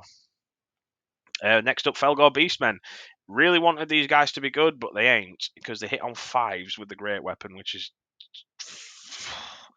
2 attacks hitting on 5s is atrocious. You are very rarely hitting anything at that point. There's 10 models for 70. They've got Bestial Raiders, which means that they can be set up in strategic reserves, but they can be brought on in reinforcements basically a turn earlier, which is nice. It's a decent rule. These guys are throwaway. They're only T4, 1 wound, 5 up armor, infantry. You run them at something, and you just punch it. Other than that, I think they're just really bad. They need a look at. They don't fit, which sucks. Like, they have grenades, which is okay, which I didn't think they would do, but it's just, they're just shit. I don't know what to say. They're just shit. Next up is the Khorne Lord of Skulls. Let me just get this up. Again, this is a very big, scary unit. T13, 3 up armor, 5 up invul, 24 wounds, 6 up leadership, 8 OC, 8-inch move. You've just got a plethora of absolutely demonic shooting and melee at strength 16 minus 4 flat 8 damage, 5 attacks hitting on 3s, and obviously the sweepers strength 8 minus 2 damage, 15 attacks, which is really good. Obviously you can only bring him as Mark of Chaos Khorne, because obviously it's a Khorne Lord of Skulls. The movement is difficult with this guy because obviously he's a very big model. He's got Titanic, which means any knight that has anti-Titanic in it, which is usually some of the bigger knights, can shred this guy quite reliably. His shooting's surprisingly good for a Khorne model. So Skull Hurler's 2d6 shots at strength 60-inch range, 2d6 shots, strength 14 minus 3 damage. You can potentially roll shit, but if you roll hot, that thing's scary. In the fight phase, after it's finished making its attacks, if it's destroyed 1 or more enemy models during this phase, so unless you basically just get really unlucky and you just completely shit the bed, each enemy unit within 6 inches must take a battle shock test if you kill 1 model in a unit.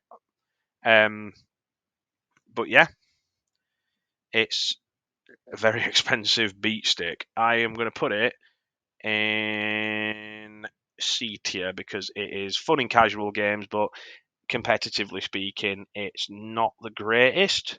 But again, it's very fun to run the Lord of Skulls. It's just such a great, fun, casual game unit. Next up, my baby, Vashtor the Archifane. I adore Vashtor the Archifane. He's no longer trash talk. Like I said in one of my previous other videos, he's had a rework again. He's been buffed. So I'll briefly explain it. His hammer is now a lot better. So he's now got I think he was AP 0 when he had it originally on the sweep, but now it's AP -1. He has Dev Wounds, anti-vehicle 4 up on his shooting, other than his claw, which is obviously the flamer in his claw, like his palm flamethrower. Strength 5 -2 1 damage. His hammer is a lot better now. It's now flat 3 damage. So 6 attacks hitting on 2s, strength 14 -3 damage flat, and his sweep is 12 attacks hitting on 2s, strength 8 -1 2 damage flat, which is great in Space Marine profiles. So it forces them to pop AOC if they want to tank that. It's also got Dev Wounds, which means any kind of, in all honesty, you could probably go up to a tank and reliably wound it with the sweep, because I'm thinking it's a 50-50 as to whether or not you actually get the wound off. And because it's Dev Wounds, if you do get it off, the tank basically has to just forced to suck a dick pretty much. You're not really going to care. I mean, if you want to use a strike, then that's fair enough, but it's your strength 14, so you're wounding it on 3s anyway, so there's no point. And then you've got the Dev Wounds on a 4 up anyway, so like, it's, realistically speaking, that's a lot of damage. So it may potentially, I don't know how the math would work with that, but my brain, for some reason, is edging towards Vashtor's sweep being a lot better for dealing with vehicles on average, primarily due to the fact that you can just fish for the 4, 5, and 6s and get the lovely, lovely Dev Wounds. But I will test that at some point. So this guy's got Deep Strike as well, which is really good because that means he can get in there because he's a very big model. While a friendly demon vehicle is within 6 inches of the model, you get +2 to your strength characteristic. So this is really good. On Forge Fiends, as I mentioned earlier, it said I said strength 11, so I was wrong. So it's strength 12 on the ectoplasma cannon, which is absolutely fantastic. You're now wounding tanks on 3s instead of 4s, or worse even, actually, you'll be wounding most tanks on 3s now, or 4s now, which is great. Reorder reality, which means that 18 inches, they're -1 to the hit roll. If anytime an enemy unit targets the model, you're -1 to hit, and until the end of the phase, enemy ranged weapons have the hazardous ability. This is pretty bad into Hellblasters, because Hellblasters want to die, but we're not getting into Hellblasters because I fucking hate Hellblasters. But yeah, next up is indentured demon engines, which means that anytime this model is within 3 inches, he gets lone operative. But it's got to be a demon vehicle.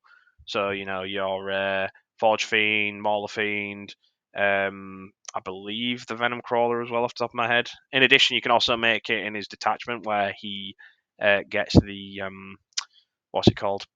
The stratagem that allows you to turn a regular vehicle into a demon vehicle for 1 command point, which is very helpful, because then that means they can potentially get +1 to wound on the ranged attacks, and they also get obviously the extra attacks in melee if you're running him with the Defiler, the Maulerfiend, anything like that. That being said, he's 175 points. If I'm not mistaken, he used to be 190, so they must have nerfed his points cost, which is good. Overall, though, I rate him. I think he's great. I think if I bring a Soulforge Warpack, I'm bringing him, because he's not only is he exceptionally cool, but he's actually scary good now. And he's actually not like the least durable. I mean, -1 to hit if you were close combat, you're -1 to hit. You're lone operative most of the time because you're just going to use your infantry, your vehicles to just essentially hide this guy. And then even if you do that, you can just put him on the field in deep strike and then just walk up to someone and just punch it to death. But yeah, I think he's great. Vashtor is really, really good, and I'm glad Games Workshop have given him the love that he deserves. Next up is Cipher. I'm just going to rattle these off really quickly because this video has gone on for too long. How long have we been talking? Nearly 2 hours. Wow, okay. Yeah, T4, 3 up armor, 4 up pinball, 5 wounds. He can now shoot his pistols in combat, as you can see here. Strength 8, -3, 2 damage, gets overcharged, extra attacks. Increase the stratagem cost of anything with 1 CP. If within 12 inches of him, he's lone operative most of the time. But if you're within 12 inches of him and use a stratagem, your opponent has to pay an extra command point for that, which is great. So any kind of ability that reduces your command points cost now just gets completely negated. Once per turn during your opponent's shooting phase, when an enemy unit makes a ranged attack that targets a friendly heretic or Astartes unit within 3 inches, after the enemy has shot, this model can then shoot as if it were a shooting phase, but must attack the enemy. So if you shoot his friends within 3 inches of him, and he's within 3 inches of you, within 12 inches of you, he can shoot you back for free, which is nice. He's 90 points as well, but primarily he's a very weird tech piece. So he's either really, really good, and the problem is he's lone operative, which is nice, but he can't shoot anything out of that because he's 12-inch range. He's literally just got pistols. But he's useless when he's not within 12-inch range, and when he's outside of 12-inch range, he can't be targeted unless there's something like an assassin which ignores lone operative. He's very weird. I'm going to put him in good. I still think he's usable, and I might be underselling him here, but I think he's just weird. He's like a tech choice. So I'd put him in good. He's not, in fact, actually, I'm probably going to get some flack, but yeah, he's a weird one. He's probably a lot better than I'm giving him credit for, but yeah, I want to make this list as quick as possible. Right, because I've got stuff I need to do. So 9-inch move, toughness for possessed, 9-inch move, which is great. T6, which is fantastic. 3 armor save, 5 up invul, 3 wounds each. 4 attacks each at 3s, hitting with strength 5, -1, 2 damage. Obviously, you've got every time he makes a Dark Pact, he can use Dev Wounds, which is really good. You can re-roll your Dark Pact leadership too, because it comes with an icon. You're probably going to bring a 10-man unit of these guys, although they can act as like a decent skirmishing unit in melee. The -1 AP is a problem. At least you're running them pack-bound zealots, you get a lot more out of them. However, if you're running them Renegade Raiders, it's AP -2 on an objective for 2 damage each, which is pretty good. 120 points for 5, 240 for 10. Possessed also can't be taken in anything other than a Land Raider, and they can also be led by a Master of Possessions. With that said, though, I think Possessed are they're very, very good with the what you call it. I'd put them at top of A tier. They're very, very good in the bile detachment because giving them +1 attack, +1 toughness to bring them up to T7, +1 strength to bring them up to strength 6, hitting on 2s if you want to give them that extra 2-inch movement as well. You've got movement 11 on Possessed, which is scary good. But yeah, they're A tier. Raptors are next. Raptors are the more mentally stable, less lethal cousins of the Warp Talons. So you get 5 for 90 points and 10 for 170. They do have an aura where within 6 inches of enemy units, they're -1 to battle shock and leadership test, which is really, really good in Dread Talons because obviously you're wanting, your units to take a lot of battle shock tests and you want them to fail it, and obviously the -1 makes it a lot easier for you to get that result that you want. But yeah, at the start of the fight phase as well, each enemy unit with an engagement range or 1 or more units with this ability must take a battle shock test. Again, you're -1 to your battle shock test, you're forcing them to use it. So most of the time they're doing it on 7 or 8, which is a probable fail most of the time. And again, they're okay. They're a good utility unit. I mean, 5 for 90 is really good, but majority of the time, the only reason why you're bringing them over Legionaries is if you need a utility unit that's 12-inch move. They're only T4 for 2 wounds, so they're just a regular Space Marine.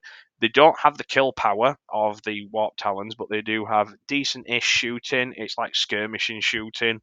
In my opinion, Raptors are average. I think they are C tier. They're just not bringing anything that you couldn't already bring. You're probably going to want to bring for 90 points, if you've got the points, a different model, which I'll explain later. Next up, Hellbrute.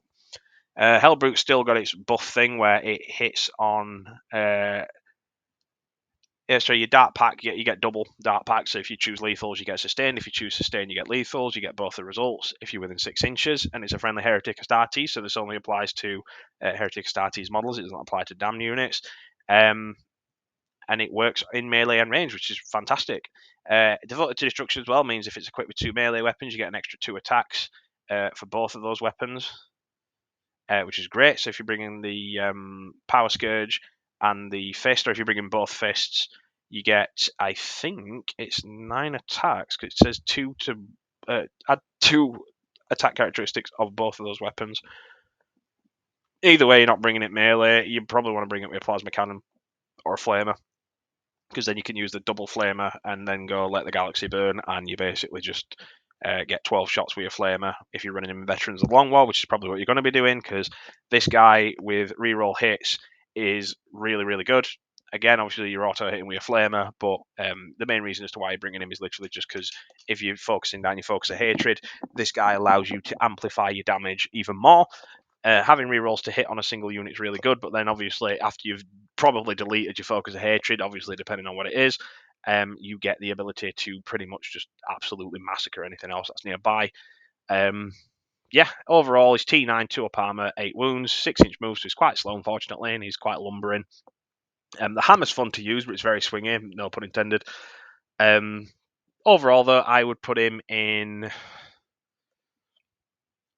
C, because every time I brought him, he just gets shot and he dies because he's got no invul. He's not durable enough, in my opinion. He needs a bit of a buff. Excuse me, I just had to have a cough. I do apologise. Next up, Terminators. Chaos Terminators. Now, speaking from someone from an Emperor's Children perspective and someone who used to run a lot of Terminators, Emperor's Children Terminators are dog shit. So it's quite nice to see Terminators that are usable. Because obviously you've got a shitload of... I think it's like, what? 3 power fists per 5. If you bring in 10, you get 6. So that's a lot of attacks. That's like 18 attacks at strength 8 -2/2. Marcus Lanesh.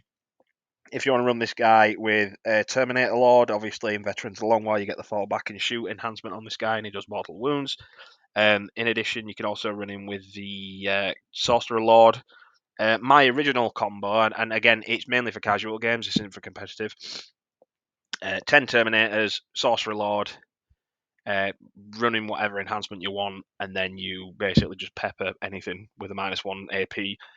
So you're now strength 8, -3, 2 damage flat in melee. You punch the shit out of pretty much anything. And you can also bring Chain Fist, which is another great thing as well. Terminators also get full rerolls to hit every time you make a Dart Pact. So unfortunately, sometimes you will make a Dart Pact, you will fail, and you will lose the Terminator, which is not it's nasty. They are 180 points for 5 and 360 for 10, so they are very expensive.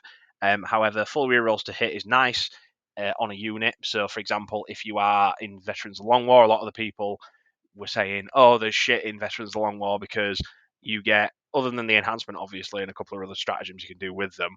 You already get rerolls to hit because you're probably going to be shooting your Focus of Hatred. Having access to full rerolls to hit in melee and in range is not a bad idea. Just because you have it in your command phase, it means you can use it against someone else. So if I give you the opportunity to have 2 full rerolls to hit, you're going to take it because, objectively speaking, there's no weaknesses to it. You are just going to get more damage. They are, again, the problem is it's a Terminator issue. So Terminators are really, really good, and usually the better players you come up against, the the less lethal they are, because you can either get screened, you can, they are quite tough. So obviously T5, 2 up armor, 4 up invul, 3 wounds is pretty nice. That's a good, strong, durable profile. But they're very pricey. They are very slow unless you're running them with Renegade Raiders or the Pack Bound Zealots or anything like that. They're just a weird unit. I would put him probably, I don't know. They're like there. I think I'd rather take a Venom crawler than Terminators, in my opinion. But Terminators can still. But actually, no. I'd put Terminators above Warp Talons. I think they're more usable than Warp Talons because you're not bringing a unit of 5 Warp Talons. You can potentially bring a unit of 5 Terminators. But the problem is, why would I bring 180 points worth of units when I can bring this guy, or I can bring a Predator, or 5 points extra I can get a Vindicator or a Forge Fiend instead. There's just better options. They're not bad, but there's just better options. Next up is the Winged Demon Prince. If I'm not mistaken, this guy got a rework.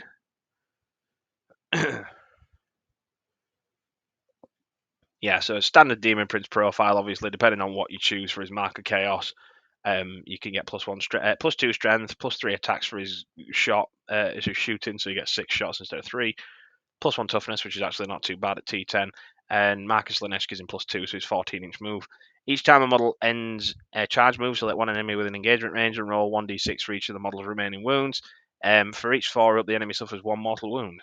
And each time this model ends a unit or a normal or advanced move, select one enemy unit that it moved over during the move, and it must take a battle shock test. It's 180 points. It's very, very similar to the Emperor's Children one, but the Emperor's Children one is just way better in terms of just the straight up durability. Again, Emperor's Children having access to advance and charge, and among other things, makes this better in my opinion. That Demonic Destruction is absolutely wild. It does so much damage. But yeah, I think this guy he's definitely usable. I'd put him at he's there. I'd put him above the Venom Crawler, but I think I'd rather have a Land Raider than a Demon Prince, because the Land Raider is more useful on average. Next up is the Demon Prince without wings. So he's very similar stat line, except he's a lot slower.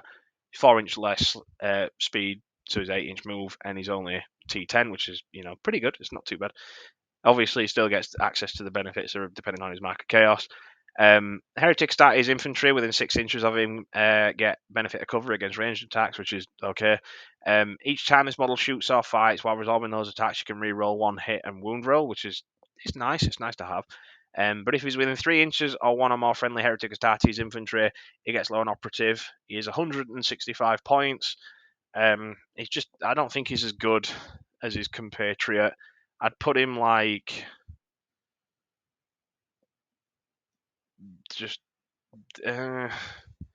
don't rate him. I'd put him bottom or average. I just think I'd rather have him than any of the ones below him. Next up is, I think I put the Felgor Beastmen in the wrong place, because they're the Felgor Beastmen. Oh, they're Khorne Berserkers. Oh. Well, I'm stupid. Never mind. I'm not wasting my time on Felgor Beastmen. I've already done them. But yeah, Khorne Berserkers, I'm just going to leave because I can't be bothered. Cultist Firebrand. FTS dog shit. I'm not even going to go over it. Master of Executions next. Master of Executions is a very weird one. Let me just check the time. Yeah, we've got about 6 minutes left. Again, very good for dealing with characters. Strength 7 minus 2 damage, dev wounds with precision. 5 attacks is really good. Again, he's only T4, 4 wounds, 3 up armor, which is not too bad. But he gives the unit he is in. If you take a wound off a unit, you give the full unit that you're attached to 4 rerolls to hit, which is nice. And if they're below half strength, you get 4 rerolls to wound. And every time he kills a character model, he has to kill the character model. Every time he does that, he gets command point. He's 80 points. Obviously, can be brought with enhancements. So if you bring in surgical precision on him for a joke because you're a fucking idiot, he's already got precision. He's a good chassis for certain enhancements. Overall, he's very weird because he's 80 points for reroll hits and potentially killing a character, which again, it depends. He's very situational, but he is lethal when he does get his attacks off.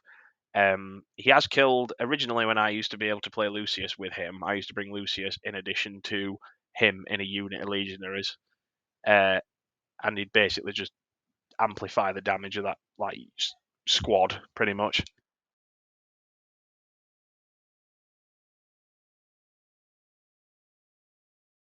Put him in probably there. I think he's better than the Sorcerer Lord. Next up, hellbrute. What am I talking about? Obliterators. Long video. I do apologise. Again, these guys got shafted. They are 160 points for 2. They obviously still get the Dart Pact, firing indirect fire, which means obviously they're hitting a 4 up. You can give them rerolls to hit, which is nice. So bringing them with Chaos Undivided, if you're bringing Max of Chaos, or if you're bringing them in the Focus of Hatred. Even on objectives, they do get the benefit of cover, but the minus one AP on an objective nullifies that, so you're still getting the decent AP. Obviously, they shoot in strength 12 minus 3/4 damage flat. They nerfed it because obviously they have to be outside of below half range of the weapon. So because the bases are technically further than 9 inches away from the weapon, they don't get it. And I think that's a bit of a stupid rule, if you ask me. I understand why, because having 12 damage, strength 12 minus 3, 6 damage shots is nasty. Granted, they are very swingy, they're very unreliable. They are quite durable, so the 4-inch move, despite that's absolutely terrible. T7, which is quite tanky, 2 up armor, 5 up invul, 5 wounds each. The melee is actually pretty nasty. Strength 9 minus 2, 2 damage. Again, 160 points. They're very expensive. However, I would put them probably there. I think they're usable. I think Plague Marines can go down below. Because if you want in a tanky unit, you can just bring Plague Marines instead of Terminators. But yeah, I think Obliterators are actually pretty usable. Abaddon, the man himself. 4 rerolls to hit for anyone within 6 inches. That's Heretic. 4 up armor. 4 up invul. Exactly the same. He's just Abaddon. You know how good he is. He's 280 points. Shreds absolutely everything he touches. You can get if he passes a Dark Pact and he gets a 7 or higher after the leadership test, then you get a command point, which is nice. He's very expensive. He's not particularly durable. I mean, he's T5. He's just a Terminator he's just 3 Terminators. That's pretty much it. He's 3 Terminators. He absolutely shreds in melee. Strength 14 minus 4/3 damage. Dev wounds hitting on 2s, rerolling all your hits probably because you do get the benefit of your Paragon of Hatred. He's a force multiplier. He is a nasty, nasty person to bring. He also does have deep strike as well, which is great. He can lead Chosen, which gives him that advance and charge, which is nice because he needs it because 5-inch move is fucking terrible. Terminators with him are kind of useless. You are probably going to bring him with Chosen. I think you could have brought him with Legionaries originally, if I'm not mistaken. Get him 4 rerolls to wound. But yeah, overall, I would put Abaddon there. I think he's great. He's definitely usable. Next up is Chosen, and I need to find there we go. Again, just for the sake of brevity, because I've literally gone way overboard with this, and I need to do some stuff. Chosen are going in S tier. I think they're worse than Legionaries, but I think they're still really, really ought to include. They're just a very good harassment unit. They just exist to just punch the shit out of everything. Again, anyone who knows what they're talking about knows Chosen are really good. Having the ability to shoot, charge, advance, fall back in one base kit. You don't have to use any command points. So, for example, command points needed for falling back and shooting. If you're using stratagems, you don't need to worry about it. You can advance and charge, so anything that they're attached to also gets that rule, which is great. They're really good with Fabius Bile. They would be good with the Dark Apostle if you could take the Dark Disciples out. Really good with the Chaos Lord. Best choice of bodyguard for Abaddon because there's still 3 wounds, which is nice. They don't get the 4 pinball though, unfortunately.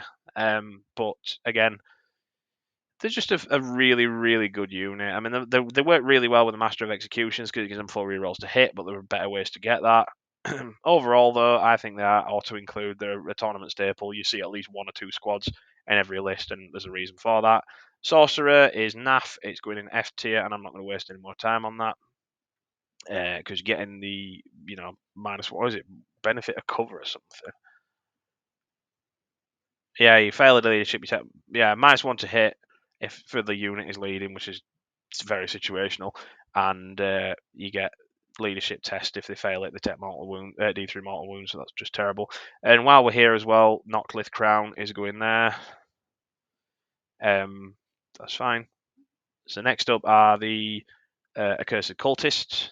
Accursed Cultists are, again, they're very expensive because obviously they've had a 15 points increase to double the squad size. So originally 8 of them were 90.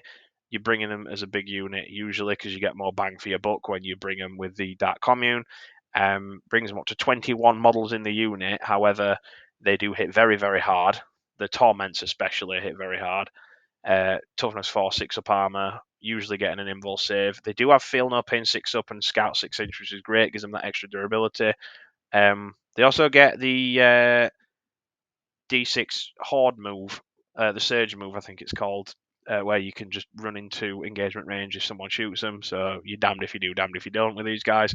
You have to wipe the unit, which is very hard to do, especially if they're attached to a Dark Commune, or they're attached to a Dark Apostle, which just gives them the, oops, you're all back now.